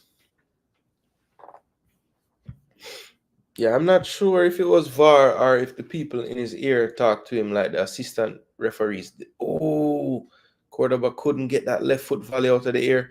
Now it's Diaz in the box. Tries a chip, and it's caught by Roche. He has it looking to go for the counter attack. He finds Oliveira, and the referee blows for halftime. It is 1-0 Colombia. As soon as halftime whistle blows, Luis Diaz is up in the ref's face asking him a lot of questions. Now James joins the conversation. I mean, the Colombians, I don't know what, maybe they think that Ugarte deserved a red as well. I don't know, but surely they can't be arguing that their guy shouldn't have gotten a red. I mean, I guess they could be, but that's ridiculous. All right, people. So that's the first half of action in the books, people. In the books. Yeah, man. Make sure not smash that like button, people. Want to think about the first half? Fair scoreline makes sense. Do you think that the ball is going to be the end of Colombia's dominance in this one? What you guys think about that, people? What you guys think about that? For me, I think Uruguay is going to get back in this game now. Do think that they will find a goal. I could see Colombia being able to hold out maybe to the 1-1 till the end, but I do think that Uruguay will get a goal at some point in the second half. This is the first half statistics though. So ball possession pretty even, 48 to 52. Colombia has more expected goals. Colombia with the slight edge there. They had one big chance created. 7 shots to 4 for Colombia. 2 saves for Russia, none for Vargas. 2 corner kicks, 1 goal came from that, one of those. Passes attempted, a few more for Colombia, but very close. Tackles, Uruguay with 7 more tackles completed. Yellow cards, 2 for Colombia, 1 obviously the same player, so 1 red card and then 1 yellow to Uruguay, to Nico de la Cruz. Let's see. Shots on target, 3-0 Colombia, so that's where they're getting the edge so far. Neither team hit the woodwork. They both have 4 shots off target. Let's see, 1 big chance missed out of the 2 created by Colombia. That must have been the Cordoba header as well. So both big chances created by James, left foot to be exact. 1 through pass for Uruguay, none for Colombia. They have 12 touches in the penalty area to Uruguay's 3. Accurate passes, very even as well, 134, 126 in favor of Colombia. Final third phase, passing accuracy pretty similar, but a lot more passing attempts from Colombia. And then final third entries, while Colombia have the more at 25 to 18, I do think that Uruguay's entries were a bit more dangerous. So, I think this one, even at 11v11, was a pretty even match. I think, in the end, the quality of James really has created the chances for them. Diaz did create one chance as well for the Munoz header, but James been at the middle of all things creative for Colombia. Long passes, both teams going long about a similar amount of times, 24 and 25 apiece. Crosses 1 for 3 for Uruguay, 5 for 10 for Colombia. So Colombia having a lot of joy out of the crosses in this one. Duels, Uruguay has the upper hand there. Let's see. Tackles, interception, recoveries. Uruguay more recoveries, more clearances. Yeah, so this one, let's look at the attack momentum as well, like that stat. All right, so Colombia started out the better, had a little spell. Uruguay with that smaller spell there, yeah. And then definitely to end that first half, Colombia was the better team. Kind of solidified their advantage even after going a man down. As you can see, they really were the one attacking. So 1-0 to Colombia. Jefferson Lerma from a corner from James Rodriguez. And Uruguay has it all to do. Of course, they had to make that 4 substitution. Bentancur came off. Varela came on. Basically, Varela went to right back. And, basically it became a back 4. With Varela at right back and Oliveira at left back. So basically they went to a 4-2-3-1 now. Nico in the middle, Max out wide, Pelestri out wide. For me, Max and Pelestri extremely quiet, both of them. Now that there has been a red card, I'm pretty sure at halftime, Colombia's coach will probably sacrifice somebody up front. He might say, okay, let's take Arias off, go with James and Diaz, and get on a right back. Potentially they could bring on the veteran Santiago Arias. That would be a good shout. He's at a right back in the team. Yeah, I don't see him, sliding Sanchez or Cuesta out to right back. So yeah, I think Arias would be the like for like sub, unless they'd want to play a more attacking player on that right back role. But for me, with the 1-0 lead and down to 10, I would probably want to put the other recognized right back for Munoz into this game. I think that would make the most sense. So yeah, look for that change to happen. They're gonna probably sacrifice somebody in this midfield forward line area and get that more looking like a balanced back 4. So I wouldn't be surprised to see one of Arias or Cordoba more than likely coming off, but I don't know if they would want to get rid of that focal point that Cordoba provides. Yeah, I think they'll probably go with James and Diaz, in that attacking area just behind Cordoba, and take off Arias, make it more like almost a 4-3-1-2 type of system, or a 4-3-1-1 really, because you wouldn't have you wouldn't have that extra player. Obviously you're down to 10. So let's see what the coach comes up with. Could be a 4-2-2-1, 4-3-2, any kind of variation of that. So we'll see what he comes up with for the second half. But I would suspect he'd want to get that back 4 back intact for the second half. For the second half to come.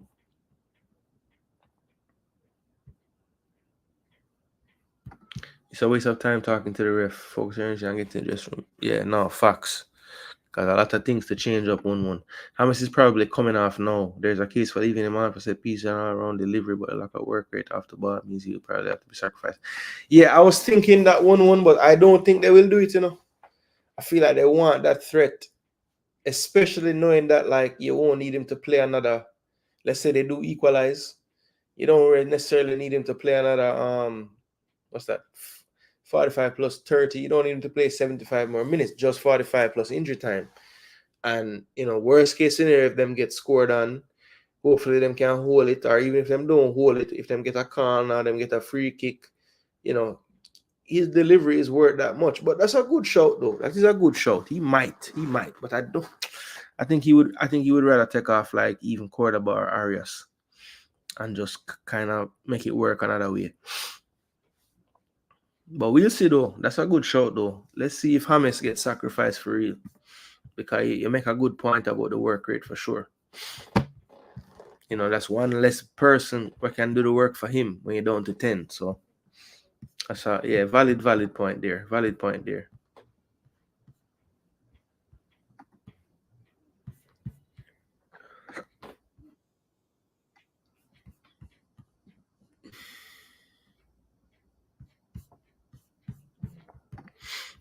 Yeah, people. So let's see. So let me know, people. You guys sticking with your predictions now that Colombia down to 10? And what you guys think? What you guys think Colombia will do to kind of get this backline looking normal again? You agree with me that Arias will be coming on for one of the attacking players? Because I think that's probably the option, unless them change it to a back three type of system and bring on a Yeremina or Losumi, one of those players. Aspria more of an attacking player, Castaño more of a CDM, Uribe CDM, Carrascal attacking midfielder, Deva Machado more like a winger type, can play wing back if they change the system, but most of these players, all these players are attacking players, so it's going to be between probably Losumi, Mina, and Arias. If you're keeping the same backline setup, Arias makes the most sense for me. But let's see. Let us see.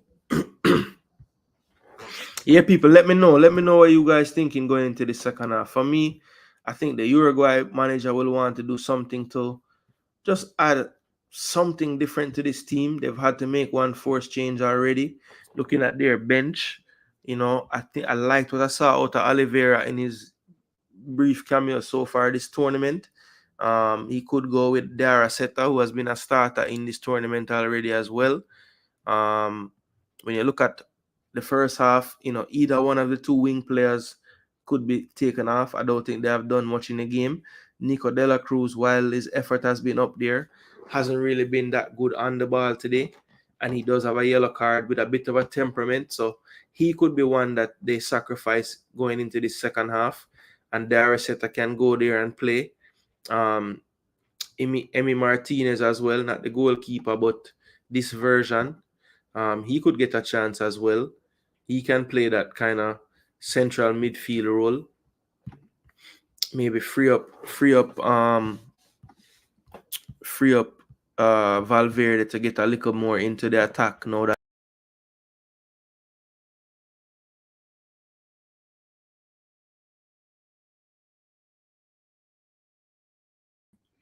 sorry people, man. I don't know what me just do a while ago. Big up on yourself.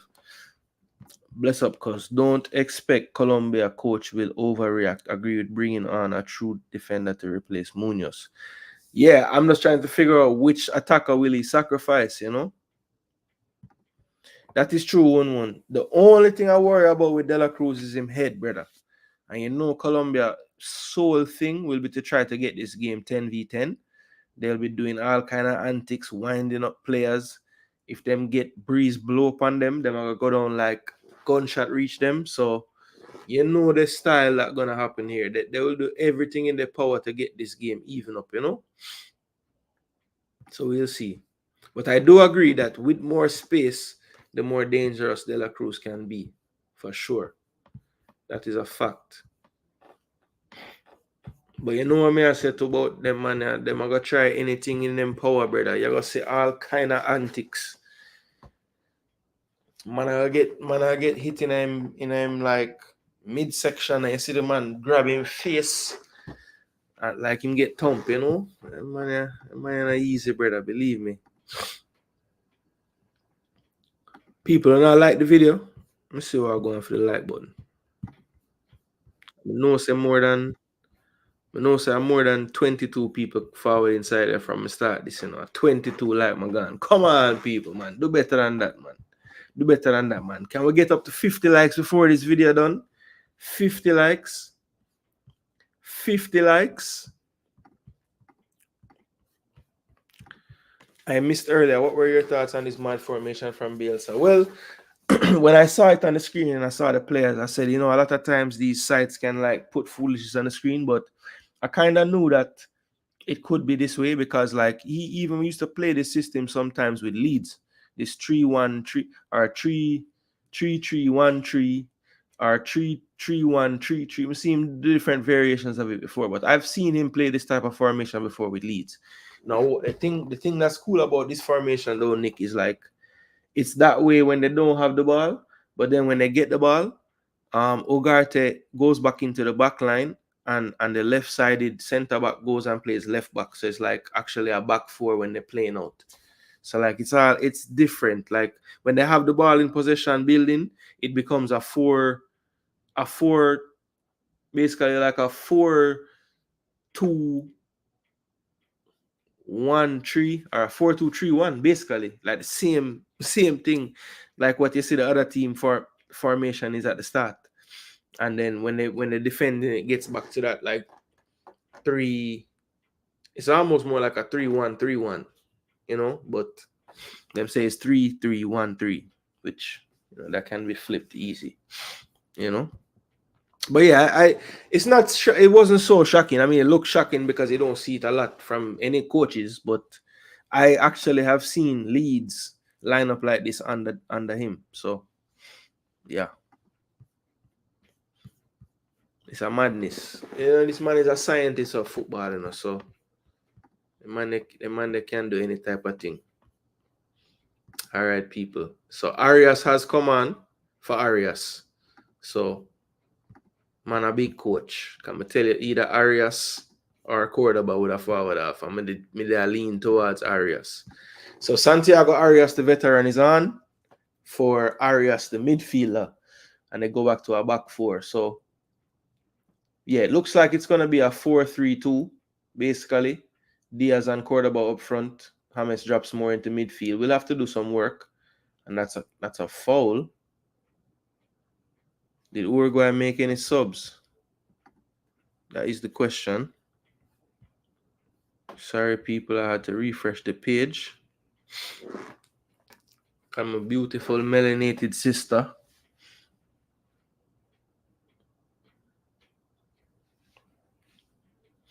Smash that like button, people. Drop some money on the board. Yeah, man.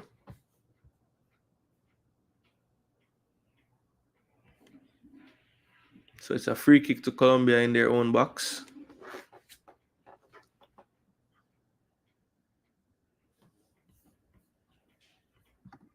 Yeah, but I don't think Leeds defenders don't defend quite like Uruguay though. So the spaces might be just as big as Leeds, but they might just defend better.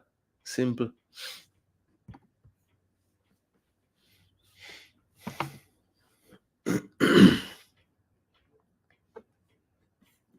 Mojica will take the throw. Cordoba tries to shield but can't. Well defended again there by Caceres. He leaves the throw into Varela. Varela throws it to De La Cruz. De La Cruz now to Mati Oliveira. What has happened to my screen? Anybody watching FS1, the camera is like somebody I mess with the settings or something. The field was well yellow a while ago, but now it looked green and normal again. Maybe it's just my TV. Oh, James looking for Diaz. That's too far though. Varela still looks to have decent speed on him. Here's Ugarte now. Playing a bit more traditional CDM role now this time. This should be a lot of the second half of what we're seeing now. Uruguay going forward. Nunes can't control that one in the box. Here comes Colombia. That's cut out easily. And Uruguay in possession again. Here's Ugarte. Looking for a pass. Yo, I don't know what I'm going for this camera, you know, in the stadium, you know. Man, I'm going to try to sort out the settings or something. Jimenez. Valverde goes back. This is Caceres. Caceres to Varela. Varela to Ugarte. Ugarte, good pass between the line. Here's De La Cruz. De La Cruz now. Who is that? Oh, so they did. Yo, brother, I should be a coach. Christian Oliveira came on for Pelistri. My gosh. Yo, every sub where I say I go up, map me no people. Yeah, man, one. Respect for paying me, brother. Come here, tell you everything what go on. I tell you, say, Arias I go forward off more than likely for the next Arias. And I tell you, say, if me and the coach, I'm going to take off Pelistri and bring on Oliveira because the man looked dangerous in the last game. Yeah, the camera go back to normal now. The man them did have like, it depend like sunlight, bright early morning setting. I don't know what kind of setting. The screen look well yellowish, orange. And yeah, but it look like them just clean off the lens or something, brother. I can see everything on the field now. Every blade of grass. All right, here's Valverde. Back to, not even sure who that is. Did they make another sub too? Yeah, they did. Them sub out the two wing of them, you know. Wait, a three sub they make? Hold on, how really are going? Well, I never call all of them sub the people, I'm not gonna lie. But the two of them I did call. Let me see what I go on. Who gets sub and who gets sub? I've never seen nothing on the screen. Okay, so them basically sacrifice a player around the back. Matty Oliveira come off, then bring on their set of him, and then just take off Pelistri and switch him like for like with Oliveira up on the right side. Okay. Alright, so make we see how it look then. Basically, them a play. Ooh, Diaz almost got in between two players there, but Jimenez was able to clear for a corner. And this is why you don't take off James for me. James going for this corner now. Ask the crowd for some more support. This will be an outswinger for James. Sanchez, Lerma, Cordoba all lurking in the box. Oh, and it was headed there by Cordoba, I believe. It looks like it hit a Uruguay player on the ground and goes out for another corner. This one will be an in-swinger this time. Did it hit a Uruguay player? Let's see the replay again. He was being held in Cordoba. And it's a goal kick now. So here's Uruguay going forward for Verde. That was not a bad ball, but Daraceta couldn't sort his feet out. Valverde disappointed there. Thinking somebody should have controlled that pass.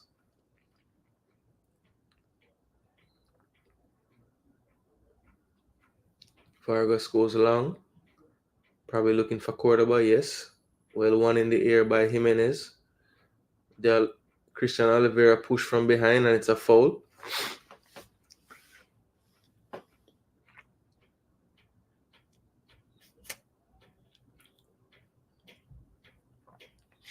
Mexican ref holding his own, I would say, today. That's a good ball out wide. This is Oliveira. Well done. Got the low cross in, but no one running near post there. Cleared by Sanchez. Bielsa up off his water cooler. Varela looking for the 1-2 to switch to the other side. Here's Valverde over the top, and that's a poor pass there. Didn't get the angle right. Oliveira wanted it a bit straighter. He played that wide towards the corner flag. Looks dejected again, and it's a goal kick to Colombia.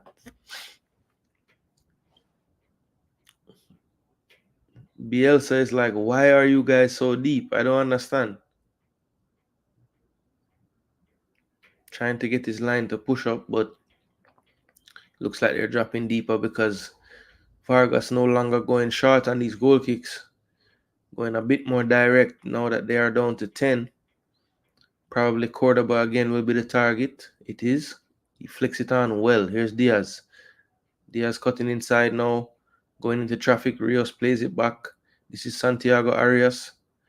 He plays it down the line to Diaz. Good one-time ball to Rios. Rios jockeying, tries to get by Valverde. Does well there to shield him off and turn. Still on the ball. Oh, Rios, man, this guy's a player, you know. Here's Santiago Arias, veteran now. Rios is on the ball again. Good skill here from Rios. Still on the ball. Gets it taken away this time. Here comes Uruguay out of the pack. And they play out of pressure well. Here's Valverde again. Rios still down by the corner flag. And that time, that's a terrible challenge there. It looks like, you know. I think that's going to be Araujo who gets taken out on the counter.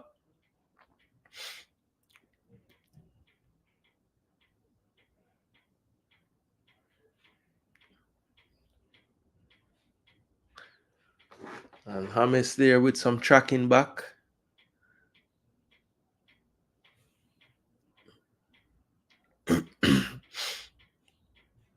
Rios down on the ground. And the ref is just leaving him there, it looks like. I'm not sure. Did he call for treatment or the game is just being played with him on the ground? This is strange. And then he's taken out here. And I'm sure I can't hear the audio, but I can imagine that he's getting booed heavily. What is the point of starting the game just to then call for the stretcher after they start the game? Give him a yellow card. James has to get a yellow. The man will not even let the man run. Yo, that was hilarious. The ref stopped. And the man talked to him. And then when the man don't talk to him and try to run away, James moving and the man away and I block him like a mark him on a corner or something, brother. Joke thing. Joke thing. That was hilarious a while ago, people. So let's see what happened to Rios in the corner here. Really wasn't fouled. I think good no call. It looks like he may have hurt himself on the ground trying to tackle, but he's holding his left leg. So I'm not really sure how that happened, you know. James clearly upset that the ref would let him start the play again. And then as soon as Colombia fouls, he calls for the stretcher for the player who he just restarted the game with him on the field before. So why wouldn't you ask for the stretcher then? It was a bit strange.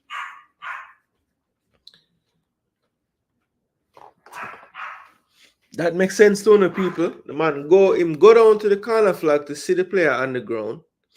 Him leave the player on the ground, run, let the play start back up. The team with the man on the ground foul the man. And then when that foul occur, you ask for the stretcher or the treatment table for people to come. So why never just do it from the first time? So Rios looks to be in some serious trouble here. He won't be able to walk off on his own.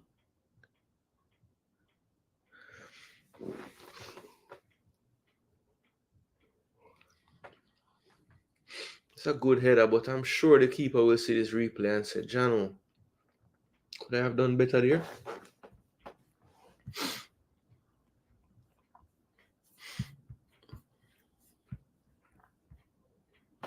Smash that like button, people. Smash that like button. Yeah, man. Let's see if we can get to the 50 likes, man. Why not? Why we can't get there?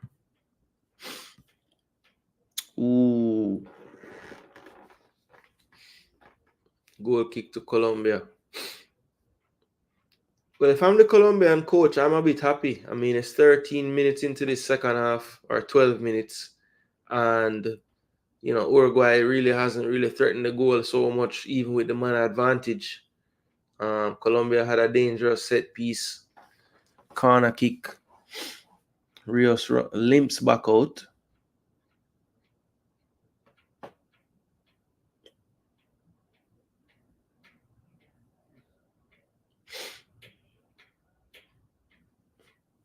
Colombian coach Lorenzo. Concerned look on his face now. I'm sure he would like Rios to be able to continue. That should be a foul on James there. And it is. James needs to calm down. Just got a yellow. Rios is down in the center circle and the ref this time stops the play. So it looks like Rios will not be able to continue. It's a big loss in midfield for Colombia. One of their better players in this tournament for me. Let's see if they'll go with the experience of Mateus Uribe, or they can go with the more youthful option, Kevin Castaño as well. Castaño hasn't gotten any time in this tournament, I don't think, though. So that would be a tough one. I think Mateo Uribe, probably they'll go with the experience. 33 years of age now.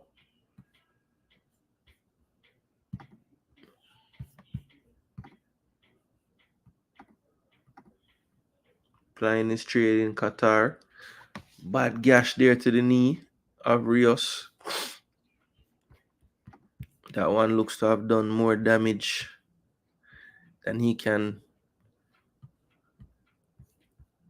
manage, you know. A lot of substitutes warming up, but looks like Mateus Uribe would be the most likely candidate to come on. Like for like swap. Defensive-minded midfielder, veteran. One that shouldn't be scared at the occasion. So let's see.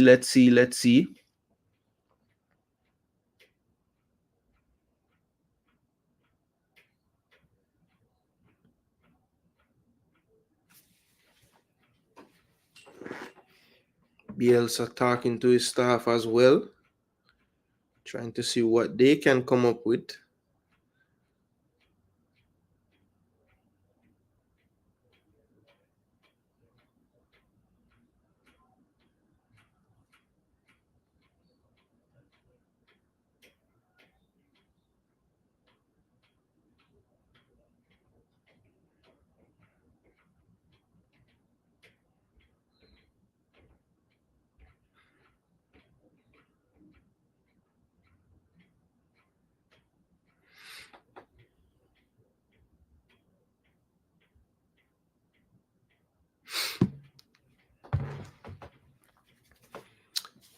So Mateus Uribe is on for Rios. So shouldn't change much for Colombia, how they've been set up.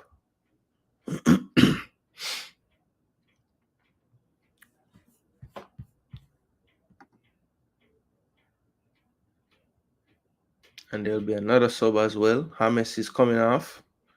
Probably a smart sub here. So they are going to beef up this midfield with Kevin Castaño as well. So, a much more balanced midfield when you look at what is needed now in the second half from Colombia's point of view. Yes, you lose the quality from the set piece, but, James on a yellow card, not the best at making challenges, would have been forced into a few with the numerical disadvantage. So probably a smart move there from the coach. Gave him his 15 minutes to see if he could create one more goal for them before coming off. But I think that yellow card definitely made his decision there. Diaz taking on 3 players all by himself, won't give it up. And even though he doesn't get anything from that, the crowd fired up by Diaz as it goes up for a goal kick to Uruguay.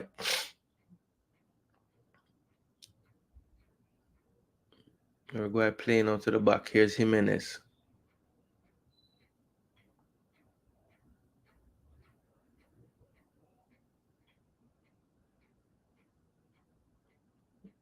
Simple passing from Uruguay to get them up the pitch. Good flick on Dariceta. Nobody there. Go long now. Cordoba does well to control. Dribbles away from 2. Plays it off to Diaz. Diaz is fouled from behind by Varela. And he goes down as if he's been assaulted. And it's a yellow card to Varela. And the referee meant that one. A lot of gesticulation there on that yellow card.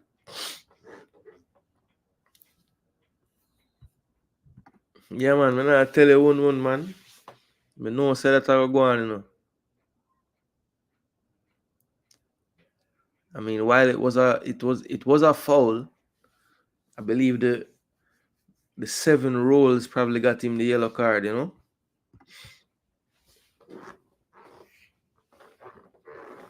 64th minute, Colombia holding on to a 1-0 lead. They are a man down. Here's Mojica now. Different look from the set piece.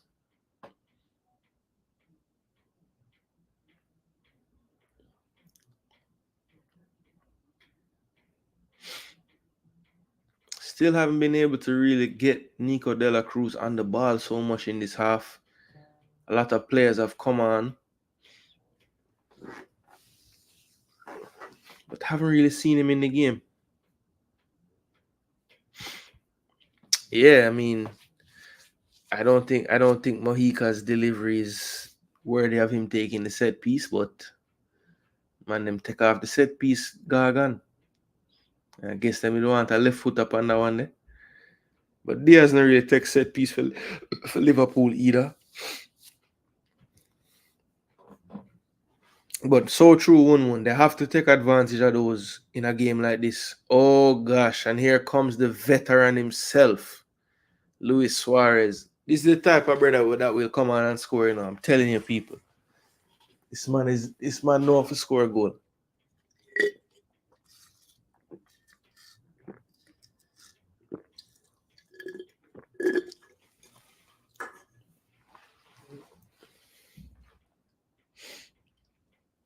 Pep.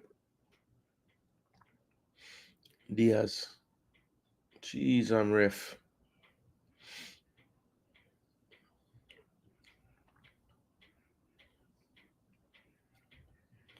Araujo has done nothing in this game so far. What a beating by Nunes, man. Well done. And he's offside. Don't worry about it. He's offside by a mile.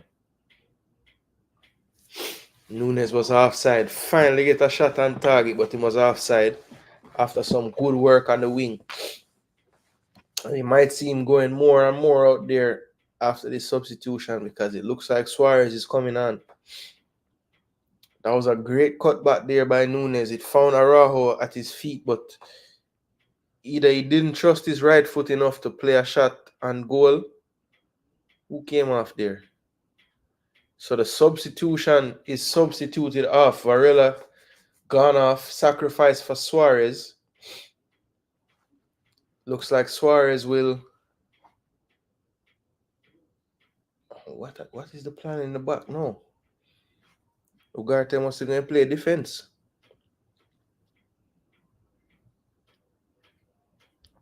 Yeah, Ugarte playing center back. Cáceres playing right back. Basically, have a back three now.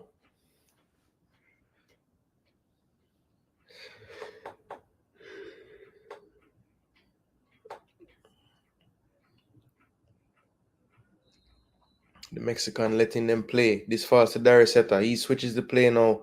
Araujo has to turn back, but still has it. Dribbling forward now. Down the line. Here's Suarez. Suarez tries to find it back to him. Can't. Good shielding from Suarez. Gets in the middle. Is there a challenge? The ref says it was a dive. And this is good pressure from Uruguay. Nico with a tame shot. Vargas looks to throw quickly. Then changes his mind. Suarez somehow digs out a cross. It was Oliveira trying to earn a penalty. Mojica did put his foot in, but I think he just was getting that touch just to fall down. I think it was a good no call, to be honest.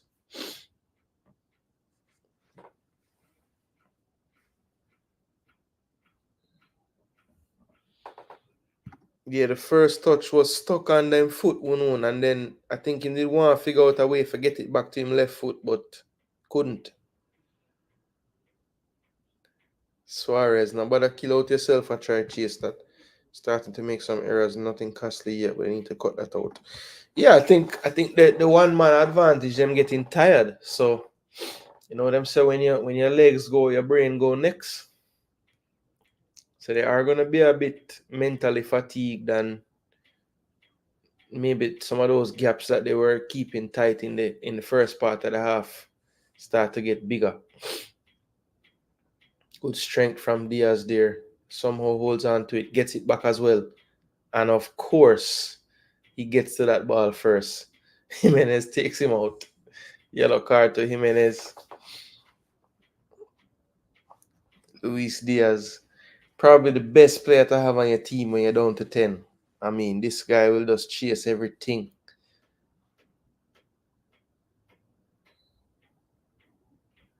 Knew the challenge was coming.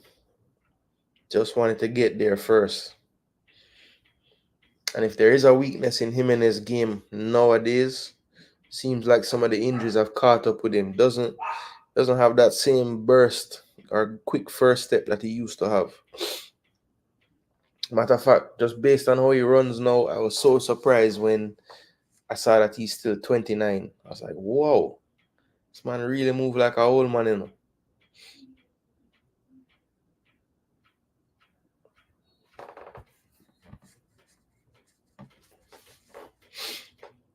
Here's Ugarte.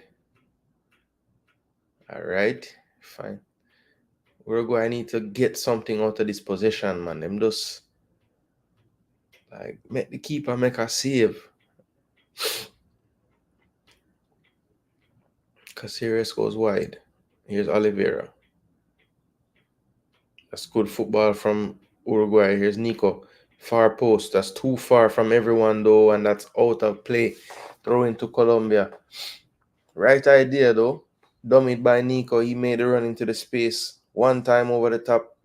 Got to it, but his cross was overhit over everybody. Deep throwing for Colombia on their right side of their defense. Smash that like button, people. Smash up that like button, people. It's not hard. Smash, smash, smash it. Colombia in the box, taken out by Uruguay now. Ugarte, back to Nico. Nico into midfield. This is Valverde now. Valverde driving forward towards the half line.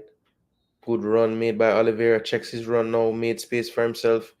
Cutting inside. Good reverse pass to Valverde. Good ball to the top of the box. Oh! Luis Suarez hits the outside of the post. But I'm telling you, when he takes that first touch and looks up where he is, I have so much more confidence than Nunes. I just know he's going to at least hit the frame. Hit the wrong side of the frame that time. I don't think Vargas is getting to it if it's inside the post either. Had some power in it.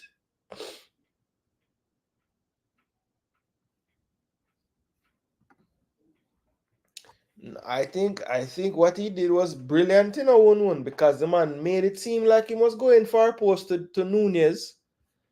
And then the man fine oh yeah, I talked about the brother before. Okay. I think Valverde did everything right a while ago. Good ball down the line. Oliveira has the speed, but Mojica has more. Back to Camilo. Wrong foot.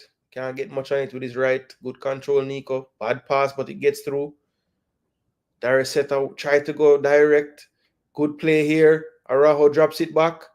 And that's a poor pass by Suarez that time. Not sure what he wanted to do there.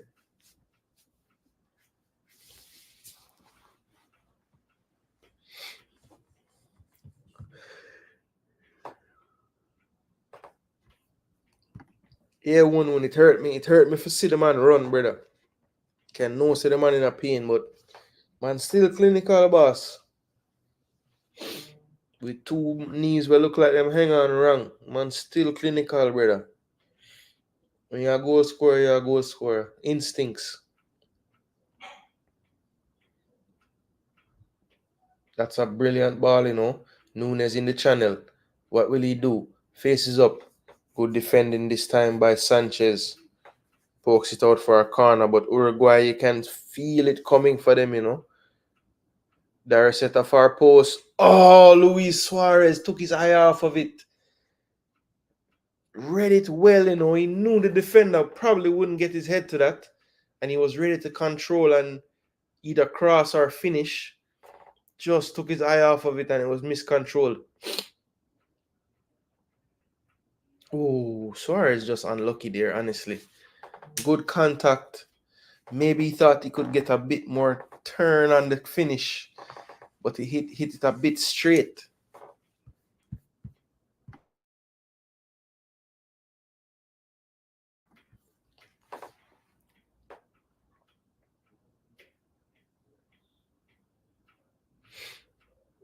That must be Valverde. I him alone do them thing there. Just run with the ball. Araujo. Back to Valverde. Valverde looks for the switch up play. Not the most accurate, but De La Cruz cleans it up for him. Good ball to the center. There is Seta. Oh, he should have went wide. Valverde. Wide to Araujo again. Araujo into the box. Back to Valverde. Ooh, at the last second, he didn't go for power. Tried to place it. Was the right idea, but just couldn't arrow it to that near post. Vargas was scrambling as well. I think there were a lot of bodies in his way. Probably had it covered in the end, to be honest. But a decent attempt from Valverde. Would have liked to have seen him put his instep into that one. Cordoba will be subbed off now. Some fresh legs in the attack. Let's see if it's John Duran or is it another defender. Let's see. It is another defender. It looks like they're bringing on Yeremina to cope with this barrage of attacks that they're facing right now.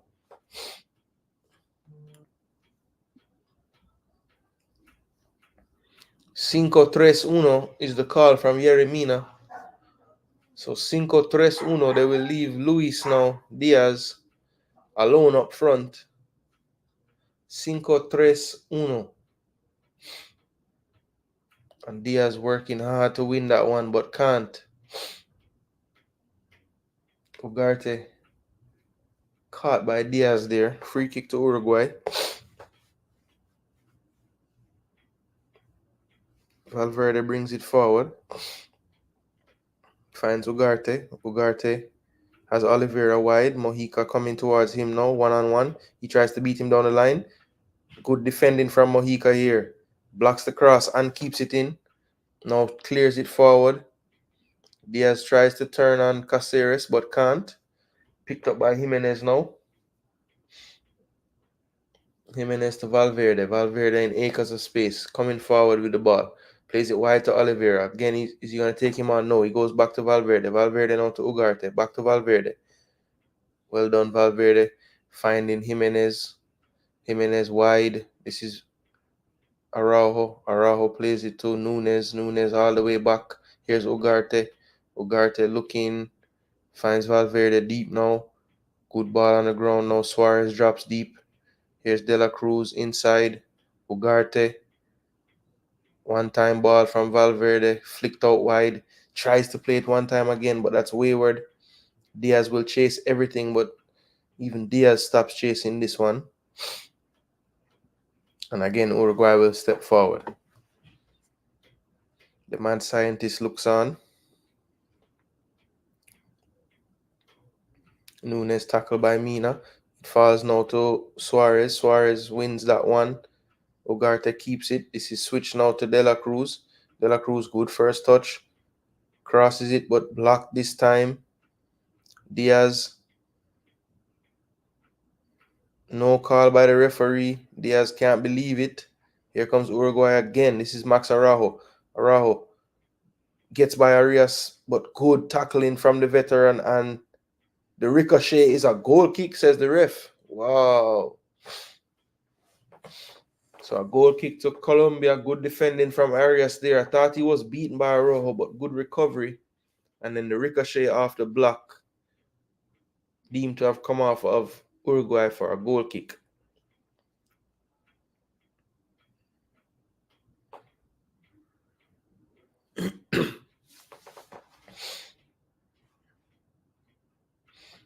So goal kick to Colombia again here. Vargas goes long, headed by Cáceres. Second ball won by Sanchez. Uruguay does end up with it in the end. They come forward now. Runner wide left. Will he find it? No, he keeps it.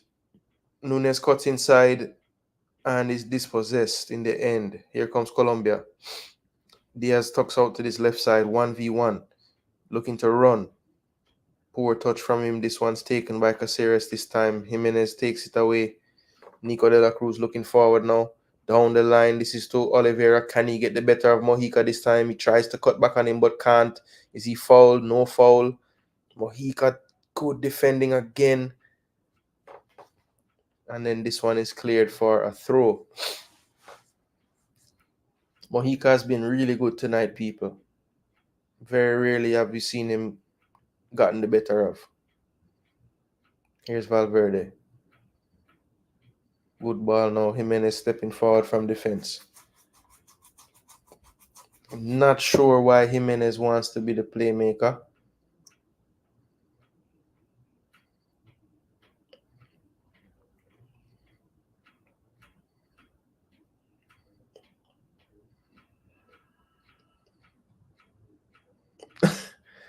Suarez, I tell the man to get up.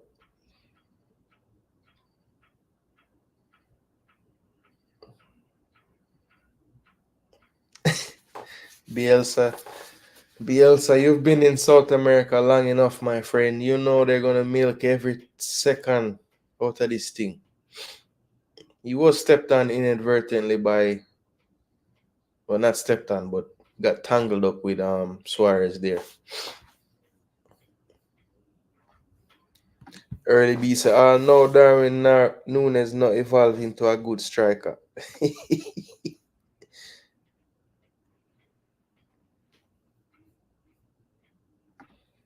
Yeah, we had a long talk about Núñez earlier. I'm gonna say, brother, the man that's very upsetting, yeah, man, because the man have so many pluses as a striker, brother. And the problem is, fee minus them are like the most important piece of the puzzle. Putting the ball in the goal. Mojica again, strong defending. Being applauded by the Colombians on that wing. And it's well deserved.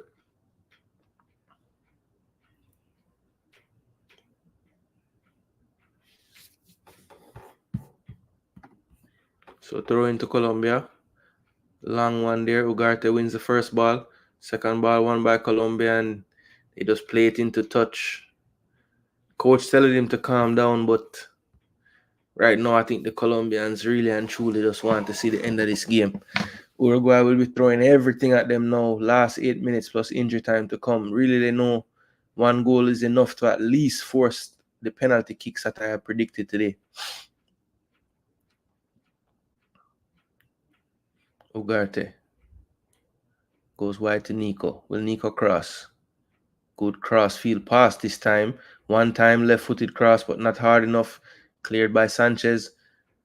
Good bounce from Colombia, and Luis Diaz is after the races again. He has the foot speed, but good double teaming from Uruguay, and that one will go out for a throw to Colombia. So Luis Diaz definitely putting in a shift for his team today. Playing as the lone striker with 10 men and always willing to run the channels to find some kind of way to just kill off some of this time. I have some strikers on the bench as well. Bore, Jean Duran, many of them. But I understand why the coach would leave Luis on. I mean, I would say in world football, if you think about random players who play attack, who would you want to play on your team if you're down to 10? Luis Diaz would have been one of the first name them, you know. Because the man full of energy, brother.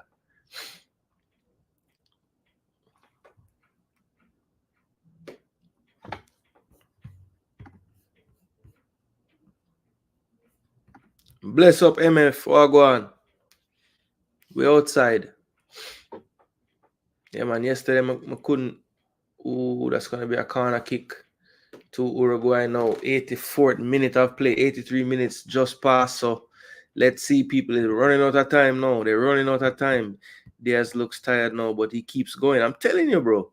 Every time him lose a duel and thing, and you see him get up and him look so tired, that's all right. Him done, you know. But you see the next play, the man has sprint full speed again. Cross the Arceta, good clearance this time. Yeremina. Back to Dariceta. Can he get a quality ball in? That's a good one to the back post. Goes over everyone, but back there is Suarez. Oh, Suarez was too obvious there. Tried to feint like he was going to cross and chop Sanchez, but he was alive to it. Throwing to Uruguay. This is Valverde. Nico de la Cruz, midfield. He goes wide now to Dariceta again. He will shape across. Yeremina cuts that out with his feet. Castaño heads it, chasing after it. This is played all the way back now to Caceres. Caceres plays it to the keeper. Keeper plays it to Jimenez. Jimenez, Valverde now. Valverde to Ugarte. Ugarte wider now to Dariceta. Dariceta looking, finds Ugarte again. Ugarte this time to Valverde. Valverde making space for himself, looking up. Finds Nico, back to Valverde again, 1-2. Back to Nico now, top of the box. He finds Ugarte. Ugarte takes a touch, tries a strike. And this one's blocked by Yeremina. So about 3 blocks and clearances in a row from the substitute, Yeremina. Always been a player that can, very prolific in the air. So in a game like this where they will be throwing everything at them, definitely a good option to bring on just to another giant body to block crosses, get in the way. This one is Dariceta again. Seems to be the set piece taker since he's come on. Good cross into the middle. Jimenez got to it first, but couldn't direct the header on target. It's going to be a goal kick to Colombia. And the seconds continue to take their time and get off the clock.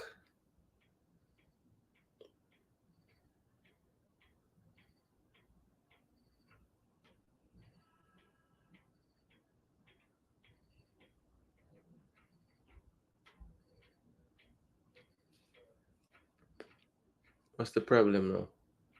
Okay, so they finally are subbing off Luis Diaz. He's taking his time. They haven't gone for Duran. They've gone for another speedy player, Luis Sinistera. Not that Duran is slow, but Sinistera definitely one of the fastest players they could call on right now. So they like the idea of the busyness of Diaz as that lone player up front. Maybe they think Sinistera is the closest replica that they have on the bench right now.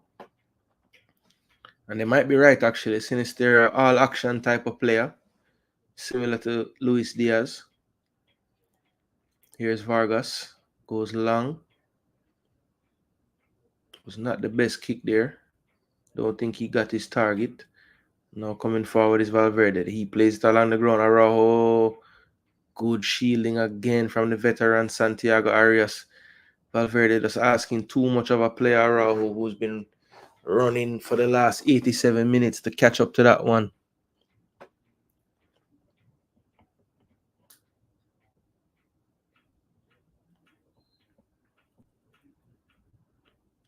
Uruguay fans looking more and more panicked in the stands. Players looking concerned as well. They know time is running out. Really and truly, realistically, they probably are only going to get 2 more chances, if any, to get this one on the score sheet. This is poor from the goalkeeper. Sinistera wins it in the box, finds Uribe. Uribe has a man in the middle. He's wide open. Oh, he puts it wide. That could have ended the game, Will Castaño and Colombia come back to regret that one? Was it Uribe that missed that one? I think that might have been Uribe that missed that one, They have taken off all their attacking players, so, that was like a defensive midfielder trying to finish that one off. Regardless, though, he should have done better. I don't care what position you play, you're a professional. You must can pass the ball into the goal from there. Yeremina goes long. Jimenez has time to turn. In his own half, he finds Caceres. Here's Nico de la Cruz again. He switches the play this time. Nico looks to be in a bit of discomfort there. Here's Dereseta now. Into the middle to Ugarte. Ugarte finds Valverde. Valverde has Nico wide. He uses him. Nico. All along the ground. Ugarte. Now to Araujo wider. Everything's so narrow here from Uruguay. Well won in the air by Caceres. He wanted the foul. None given. Good header from Dereseta. He goes wide to Araujo now. Araujo fakes the cross. Cuts inside. On his right foot, he goes for a shot. And it was not nearly enough power. Went for the glory there on his weaker foot. In the end, he's apologizing to his teammates. Really was the wrong option. Had De La Cruz wide, had players in the box, could have tried to clip something in. And they're showing that replay again. Yes, it was Uribe. He's tried to side foot it into the far post, but it looked like it hit his heel, which dragged it wider of the post than it needed to be. Sinistera chases this one down. Caceres really and truly don't understand why he took that option. He just clears it into play, into touch for a Colombia throw. I mean, he's being chased. He kind of has the ball. Just shield it or pass it into the middle and you keep possession. So another sub here. Nico de la Cruz was struggling. So they bring on Agustin Conobio off the bench. Conobio. I think this might be his first action of the tournament, actually. It's a good back heel there. Maybe played some spot minutes in a game, but nothing of note. It's well won by Uruguay. Oh, but that's a crucial challenge by Cuesta. Couldn't let him out. Here's Dereseta now. He goes wide now to Araujo. Araujo gives it away poorly. 7 minutes of added time. Wow, 7 minutes. It's one of the highest I've seen for this Copa so far, but probably warranted with the stoppages to Rios. Other players as well, a lot of subs. So yeah, probably fair. I'm sure Uruguay fans wanted to see 10. Dereseta, well done. He plays it wide now. This is Araujo. Can he finally beat his man? No, he can't. Davinson Sanchez has been stopping everything.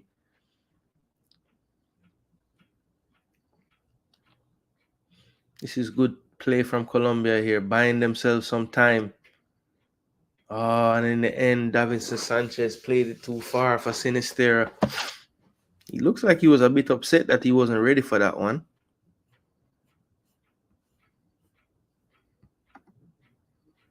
Oh, poor return pass there from Oliveira.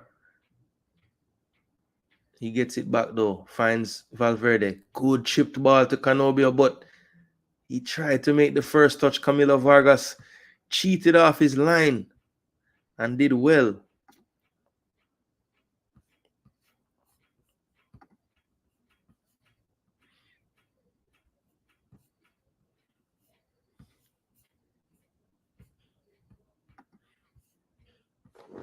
Well, Colombia have some nice fans, I tell you.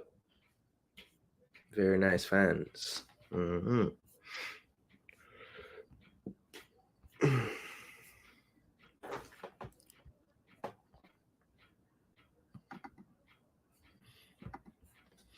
Uruguay running out of time. 5 minutes. A little more than 5 minutes left.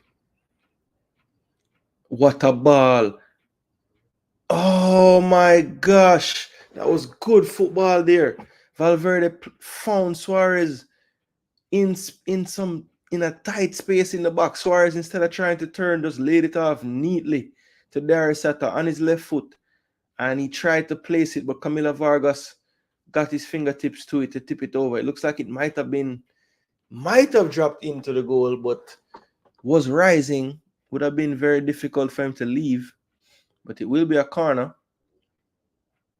Or what's the problem? Was it offside? Okay, so Suarez was actually offside there on the initial pass. He did look to be in a free space there, so sometimes it's too good to be true.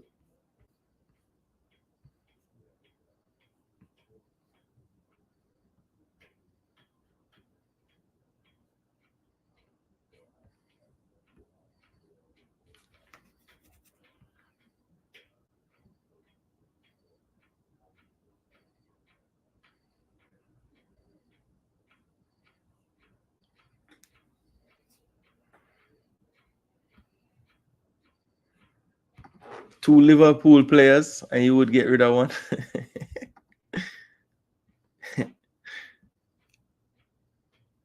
Yeah, man, Mojica look like him well want to go on a new club.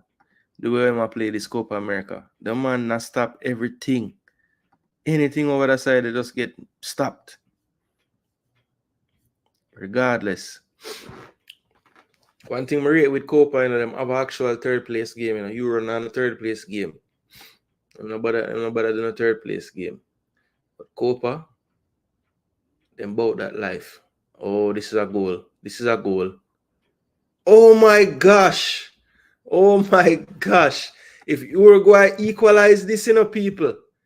If Uruguay ever equalize this, All right, here's the resetter now.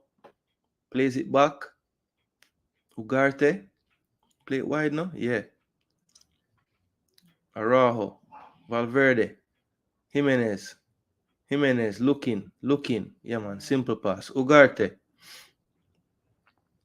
Valverde now. Araujo now.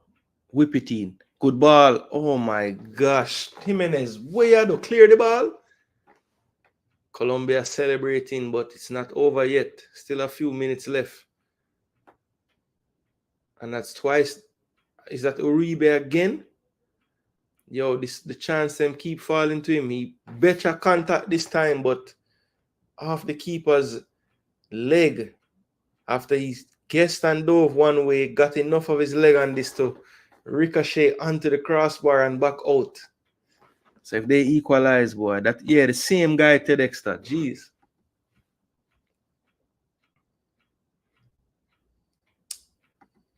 Yeah, but to be fair, the 2 chances for them create was like since they've been not playing defense at all. So it kind of. But yeah, they still have to create the chances. So I'll give them that. But I mean, it's kind of been a byproduct of how Uruguay started to play, just sending everybody forward.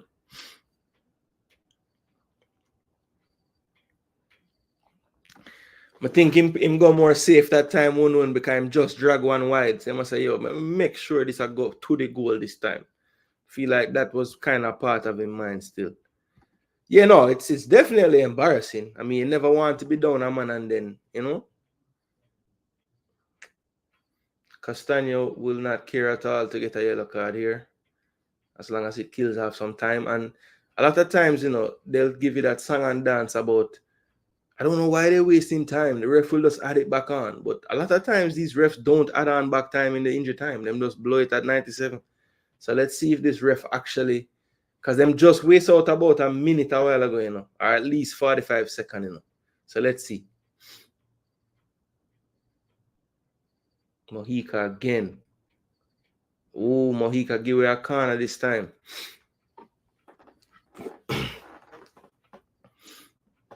Colombia ready to celebrate. Russia gone up for the corner. Bielsa pacing.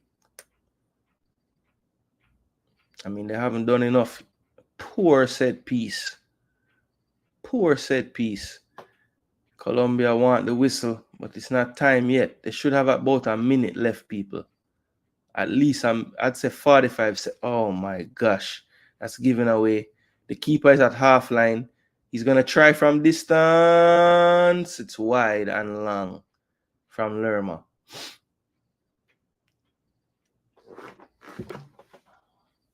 They really should just try to keep the ball there, James Rodriguez crying already. And I know the ref wasn't going to play no extra 45 seconds or nothing like that. It's blown by Colombia 1-0. 1-0 to Colombia. And look what it means to the Colombians in the crowd and on the field.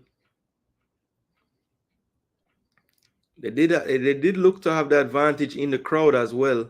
So a lot more yellow than the white and blue of the Uruguay fans. And if we're being honest, these are probably the 2 most supported nations in the States that have made it to the final. Colombia, they have a lot of Colombians in the US, plus Colombia's fans tend to travel very well. And of course, at the end of this game, there's a bit of a fracas between members of the Uruguay staff and members of Colombia. And I don't know, somebody's getting some serious kick up right now. Not sure who.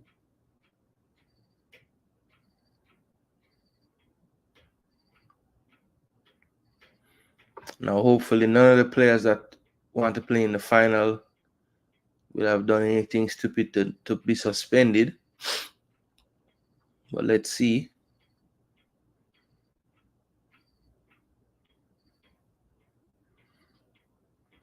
So that's it, people. That is it. 1-0 to Colombia. They survived the second half. They survived the second half down a man.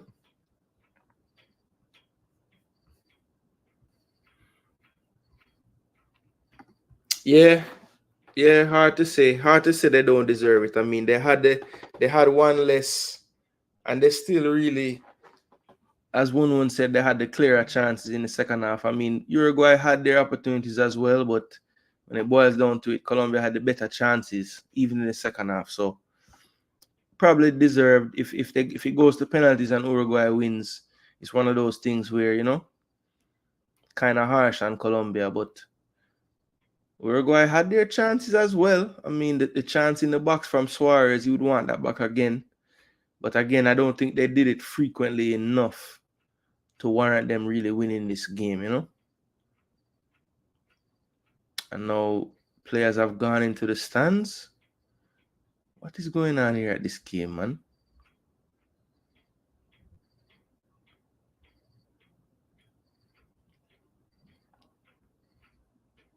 Colombian players still celebrating. Better team won with a man short. 1-1 said, come on, Colombia, nice. They deserve to be in the final. Best team of the Euros and the Copa have both made the final. Hopefully they both win it and do a justice for the football. MF said England shouldn't have made it. Why, MF? I don't know, brother. The only thing I can say, MF, is like, as a brother where probably like me been watching football for a while now, it's very hard to swallow that as a penalty. But if we're being honest with how football is officiated today, you know, the only way he wouldn't get called for that is if like his leg was a bit further back and he didn't try to like make contact with the ball, like he moved towards the ball. But yeah, it was a bit rough. Everybody support Messi, not necessarily Argentina. That's true. I think he's converted a lot of people to Argentina fans over the years. Spain are gonna dump up England Sunday. Yeah, me could see. I mean, if the team that's been the most consistent and the best team win, then Colombia and England will win Sunday. I mean, Colombia and Spain will win Sunday. But we know MF football don't always work so. Because the Dutch been better than England this tournament, but them lose today. So you never know. Even though the Dutch have not been as good as Spain have been. So there's that as well. Even with the 10 men, they were still attacking. I think their attacking was just Luis Diaz by himself. They weren't really attacking per se. It's really late. Them get them two chances, you know, to Dexter. The two chances fall to Uribe, you know.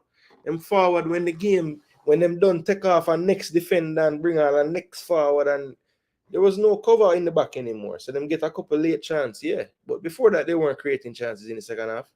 None at all. Yeah, I think they made it easy for Colombia. They were so predictable. Every time they went forward, they tried to just find somebody wide and they whipped in across. They never did anything different, really. They kept doing the same thing. It was a good match, though.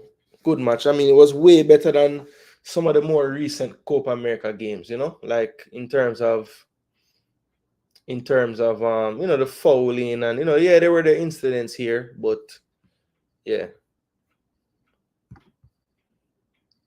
I mean, yes, I agree that they didn't play that second half as if, boy, it's the end of the world, we're down to 10, we can't do nothing. No, they still had an impetus to do things, but I don't think they, you know, let's not overdo it. It's not like they dominated Uruguay for the second half either. The better team wins. There's no other way Dumfries could have defended that shot. Look, the only thing I heard, I think Ian Wright was saying it, and I kind of agreed with him, was you all right, if you know that the let's say the ball is heading towards me, right? And I'm defending, I can just have my foot up to try to block the shot.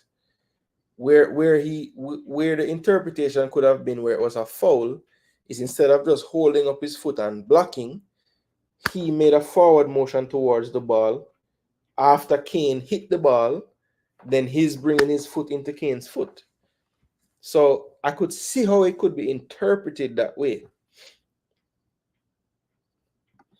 Yeah, but the thing is, 1-1, Kane didn't just arbitrarily swing his foot. He was kicking the ball. There was a reason Kane's foot was there. He kicked the ball.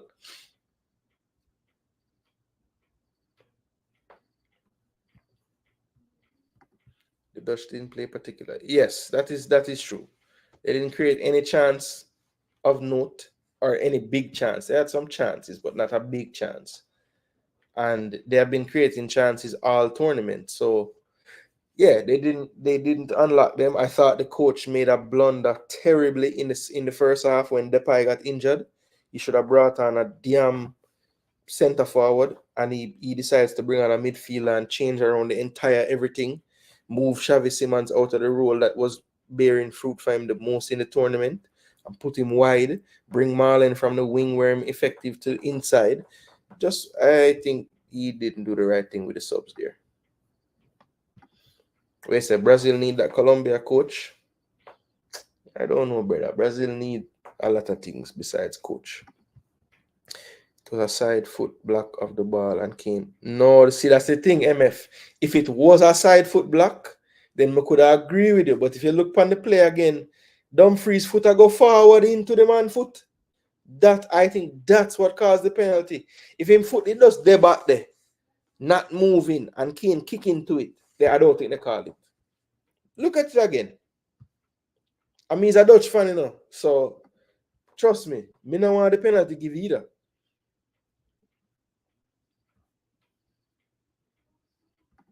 You disagree with Ian, right? No problem.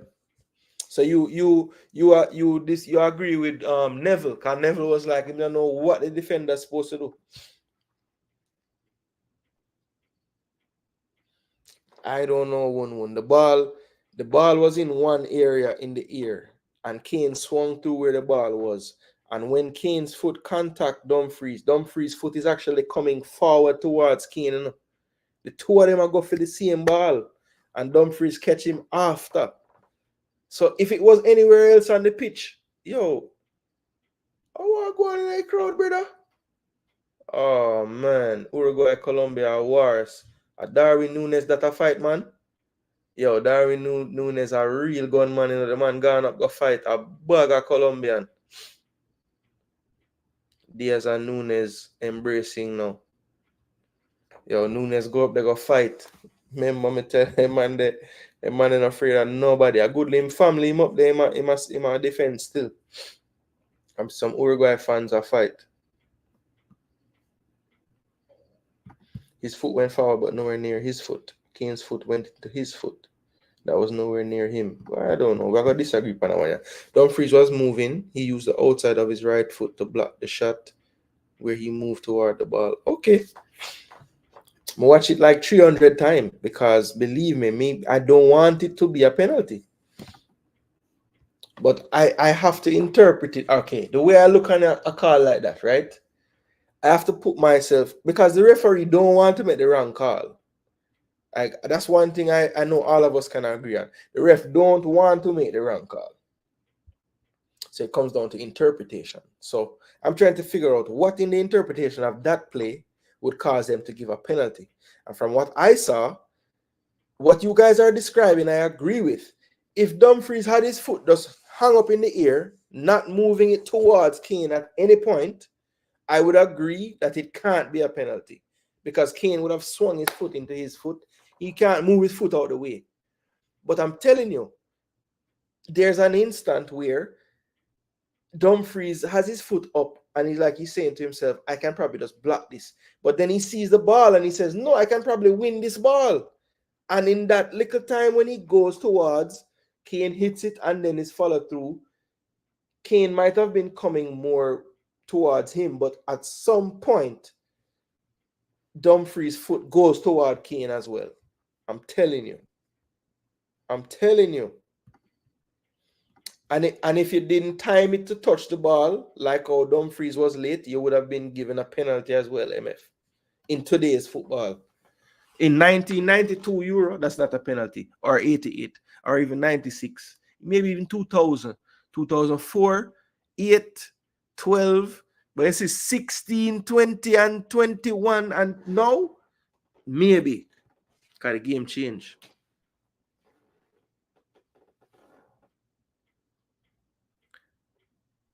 But brother, you keep saying until Kane's foot came way forward. You realize that the point where Kane hit the ball and the point where him get the contact with Dumfries is like this much. It's not a huge gap, from where the man touch the ball to where him get contacted, So that simply means Dumfries would have had to be coming forward to hit him so close to the ball.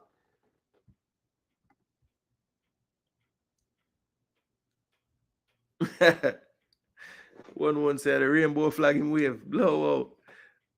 A day me said to anyone who played the game would give that. Yo, me used to play, but may I tell you, is the rules like me watching enough football now to know, brother. When me see the first replay, me say, if him go look on that, them I go give it, because I've seen it so much in football now. You guys know it wasn't so far from Kane, people. How could the ball and the point of the contact of the two people be so close? There wasn't enough time for Dumfries to make all those. No, it was a split decision. But I'm saying the man think him could have get the ball before Kane, but he was late. So you always give the ref a chance. That's all. Only if it's one ball head called Ian Wright that just wants to talk everything.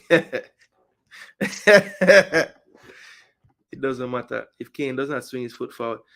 Bro, I'm saying, so Kane shouldn't try to shoot the volley?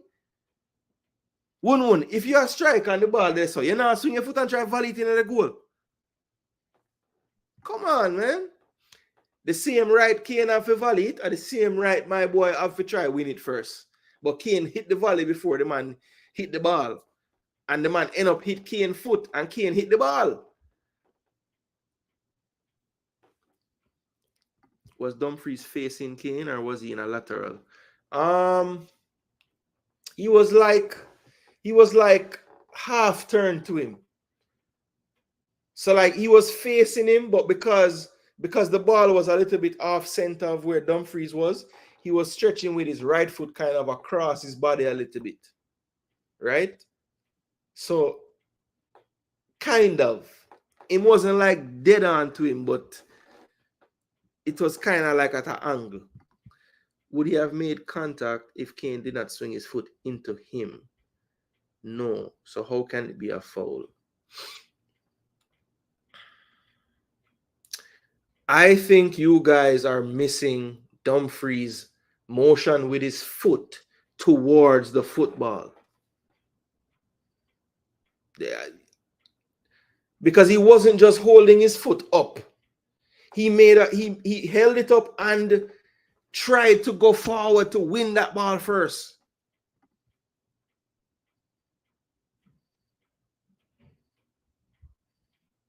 Did he even touch the ball? Did Dumfries touch the ball? Or he just rifle off a Kane foot?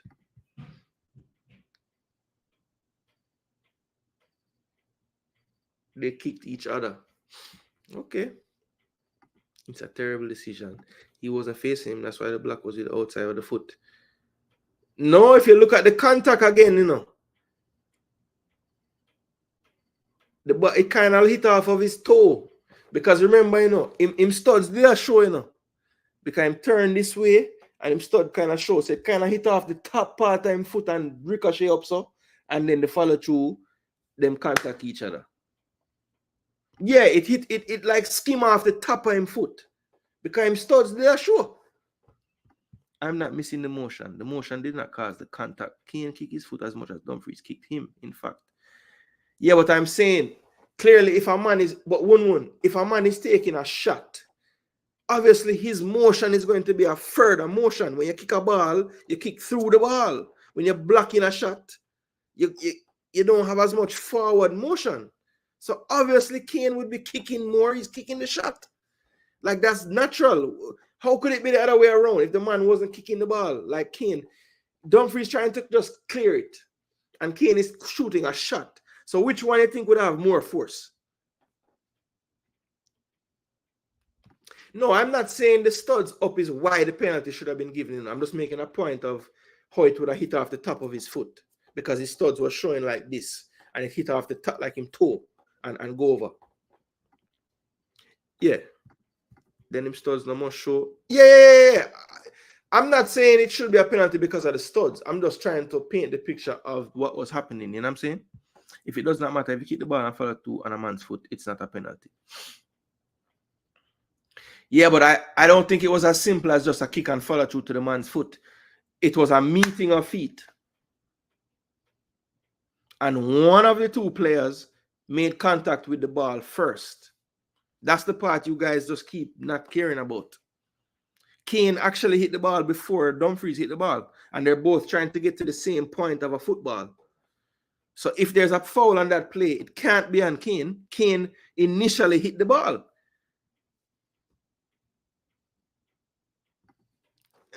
It was studs-ish. It was studs-ish.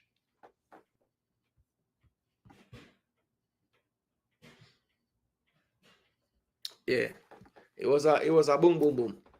But yeah, if I wouldn't get copyright, I would play it right now and we'd be super slow mo it together and we go through it. But yo, and next day we'll have this conversation because I believe I'm gonna shut off the stream now. 10:15. Yeah, man. Been a good stream. Yeah, MF in 1980s, 90s, 2000s, even parts of the 2010s. But you see this murky 2020 period of football and penalty decisions and VAR, it's always a possibility that can be interpreted as a penalty if the attacking player wins the ball before the defender. I'm telling you. Yeah, man. You know, yo, MF, you know me, you know. As soon as this done, you know, I'm gonna watch this about 500 more times now. Watch. But this is why these plays, these conversations is why I started a YouTube channel, brother. I love having these conversations because look, I see it one way, Uno see it the next way. I mean, I'm not wrong, Uno, because Uno make valid points, and I'm hoping that some of the points I've made were valid to you too. But you know what I'm saying? Uno, nah, let go the rainbow flag business, eh? Jano. We say it's all because the armband them full of colors nowadays. I see them ones giving sometimes, and my opinion never changes, never for. That is it, one. That is it. My argument is not that in the history of football that should be a foul. That's not my argument. My argument is I have seen enough football lately. Yo, but them I show it again. MF, you really are gonna tell me say no. All right, I'm not even gonna bring up that because one make a good point. Just because stud show don't mean it have to give. But how you guys don't see that this man make an attempt to go towards the ball, Dumfries that is, as well? Come on, guys. It did go for a just sight. Yo. I understand what you're saying, Jason Gooner. You're not wrong. It's just never for. Yeah, no, it's okay. It's okay. All right, you see? MF is all right, MF. I'm wrong. But I'm just tell you, in the context of 2024 football, that could be deemed a penalty. I am sorry. And there's a reason why when the game was going on and I saw the first replay, I said, yo, this could be a penalty. As a matter of fact, in one of the groups I'm in, I literally said, them going to give this, And pretty much everybody at first was like, I don't know. But the more them see the replay, them start to go more towards what I say. See where the man lose the game, yeah? Joey Veerman coming on for the pie and change the whole entire team for no reason. That would have been the biggest buck-up school.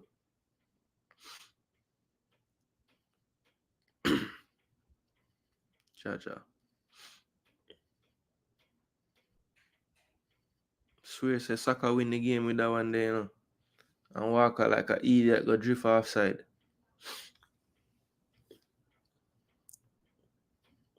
I was worried right there. I thought Saka scored that one. Then the double sub that won the game. Watkins and Coley P on the pitch. 91st minute. Simple pass into the channel. Was now that I'm seeing the defending again. Was De Vrij too casual there? Just kind of like you never expect the man to do that. Through his legs. What a shot, man. Literally the only place that the keeper gonna get beat right there, you know. Right where the man put the ball in. Big goal by Watkins there, man. Big goal. Gakpo was so quiet today. Didn't do anything.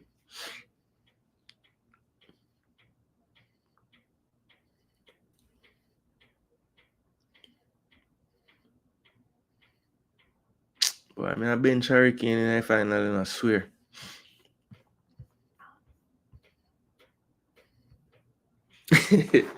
Yeah, me just see it again, MF.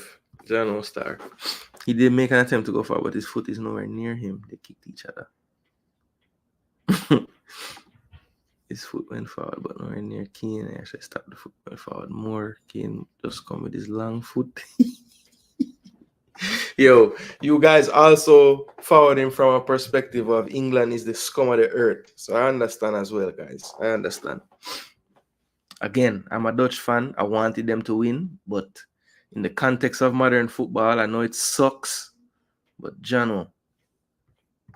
No, I don't think it was a nasty tackle. Landon Donovan was going way too far. The man was like, that could even be a red card. Like, no, I don't agree with that.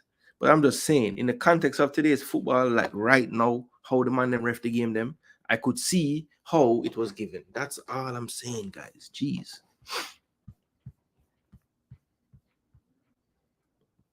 It was definitely a bang play. Now, that I can agree with.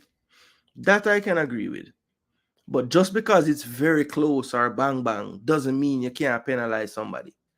You know, could it have not been given? Sure. But could it have been given? Sure. It's just one of those plays. It was close. Very close. England's not the scum of the earth. It's just never a penalty. Even if Jamaica get it, I'm saying the exact same thing. Fair enough, 1-1. Fair enough. And yeah, that's true. Like, coming from you, I should know it's not like just because of who it is. You just really and truly believe that that's a foolish decision. So, fair enough. Just think they were given the opportunity to get back in the game. Yeah, the timing of it was horrible because, yeah. Even though, if I'm being honest with myself, even before that penalty, like, you know, after we scored the first goal, we never really solidified that advantage at all. In fact, England played themselves more into the game as soon as we scored. So I just don't think the Dutch played well enough today, bro. They never really put it together for a long enough time. Referee was doing bang play. I don't think the Dutch deserve to win based on how they played. No, they really didn't. If I'm being honest, that was England's best performance for the tournament today. Like, Phil Foden actually looked like Phil Foden today during the game. You know, they played well. Kane was actually playing forward today. He wasn't dropping so deep. So, you know.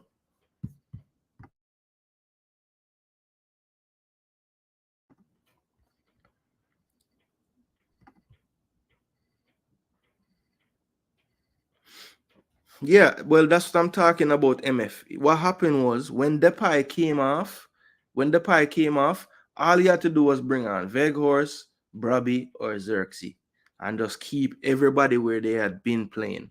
As soon as him come off, him change the system, bring on Veerman, go with a more diamond midfield, two up front, Marlon and Gakpo. Gakpo was more in the middle, less on that wing where he been killing people.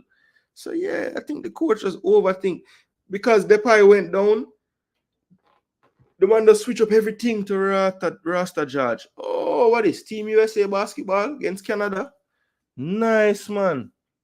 Nice. A nice little game for watch before I go to bed. See what I go on. I think Canada beat them the last time too, you know.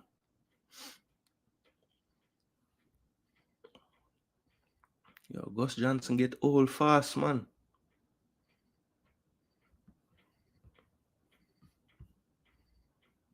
I agree.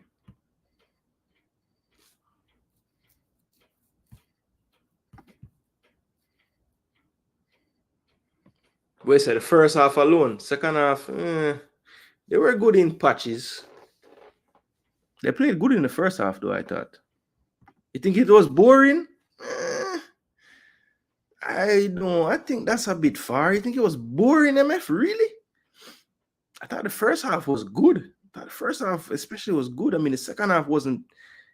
I don't think the second half was as good, but like that last 15 minutes or so was very good in that game, I thought.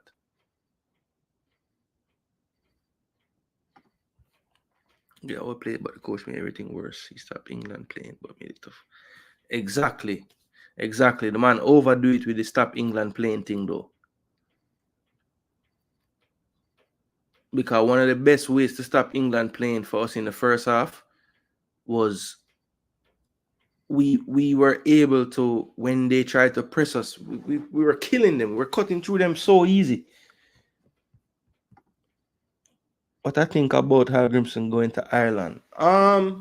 Not surprised. Based on the information that I had received after he resigned, of him, moving out of his home in Jamaica, moving his family back to Iceland way back in January.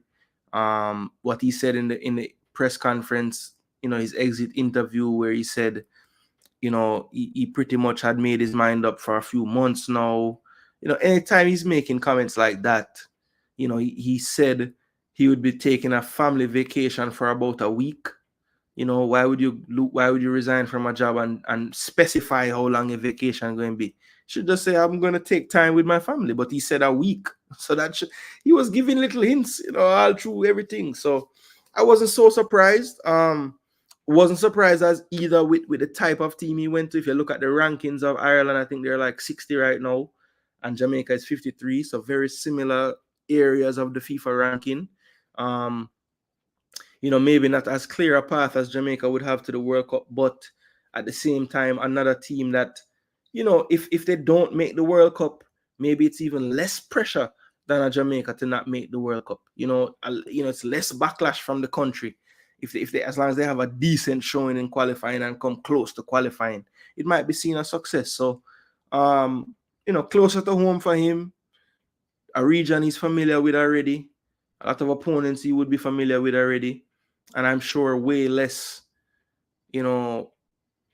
things in his way as far as administratively running the team. So, not surprised, MF. Not surprised. Yeah, man. Cool, man, bro. The man, sometimes you have the easiest solution and you outthink yourself, and you create two more problems by trying to fix one solution. Trying to make a solution, you create two problems. And I think that's what he did with what he did with his substitution, taking off a center forward, bringing on another midfielder, and having to move around all the cards in the deck just to make a team, when he could have just done a like-for-like sub and kept it a bit more normal. Like, I know Xerxes hadn't played much in the tournament, but for me, Xerxes is the most like-for-like change for Depay, because Xerxes plays for Bologna, a team that Mata literally plays positionless football. So Xerxes can drop deep like how Depay was, and creating the space for others to run behind. Like, the answer was there for him. I needed to be on his staff, so I could have told him, "Oh, coach, I'm telling you, Xerxes. Good luck to Grim. I don't have anything against him. He tried his best. I'm not sad to see him go, but I will be if we hire an idiot." For real, one. We need a good one. More professional FA. You like how I put that there? It was very political. Yeah, but no question mark. If I didn't sound like I was totally sure about that, yeah, I'm pretty sure that the Irish FA will deal with things a bit better. Ireland have a lot of young players, and with the way he plays, it suits them more. They have a lot of big, strong, tough players, less individual quality than we have, though, but more balanced, in my opinion. Yeah, well, 1-1, that was one of the things that I think a lot of Jamaican fans didn't love about Hallgrimson's tenure. They didn't think that he got the best out of our best players. I don't know if I totally agree with that. I thought Demarai Gray became a superstar for Jamaica under this coach. You know, I thought we saw some more consistent performances out of Bobby Reed. You know, we saw Shamar have a decent goal scoring run, at least towards the end. So, you know, I don't think it was all bad. I thought Dexter improved a lot under this coach, especially for Jamaica. So, you know, I just think I do agree that maybe the type of players we have and the style of play he wants to employ didn't really match up. That much I can say. The gap from the best Irish player to the worst is far smaller than it is in our team. That's another thing as well. The level player to player, you know, first player to 26 player in a roster is much smaller gap. I agree there. Teamwork made the dream work. It's nice to have stars, but they don't show heart and passion. Yeah, it's a waste. That is true, MF. Stars with no heart and passion and no cohesion is basically, you know, some spread out sky. Yes, he definitely didn't. Great produce individual moments of quality, but our performance were not great. Attacking threat against pub teams. Oh, okay. So you're saying even though Gray became a star, it was not so much anything to do with the coach. It was just Gray just turning up in moments. Fair enough. Can't really argue that. Yeah, people, but yo, you don't know. See the people them kind of dip out and thing, and I'm gonna do the same, people. So big up on yourself. Respect for the support on this live stream. You don't know. One respect for the super chat.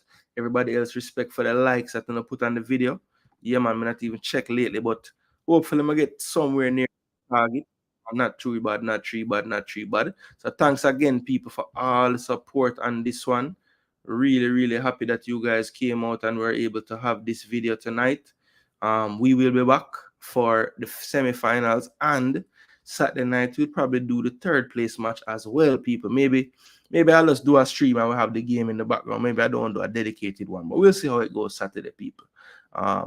If I do have the time, I will be back, but definitely look out for tomorrow. I'm not sure exactly when, if I'm going to do it during the day or I'm going to do it at night. I'm actually planning on maybe next time you see me, I might look a little bit different, people. So watch out for that as well. But big up on yourself, people. I'm going to head out, get some rest, watch this Team USA team, see what I look like going into this Olympics basketball thing. Yeah. So big up on yourself. Thanks so much for the support, as I said before. On the way out, smash that like button if you haven't already. And yeah, man, thanks for the support and much love, manners, and respect. Until tomorrow, people. We're going to do some research tonight and tomorrow.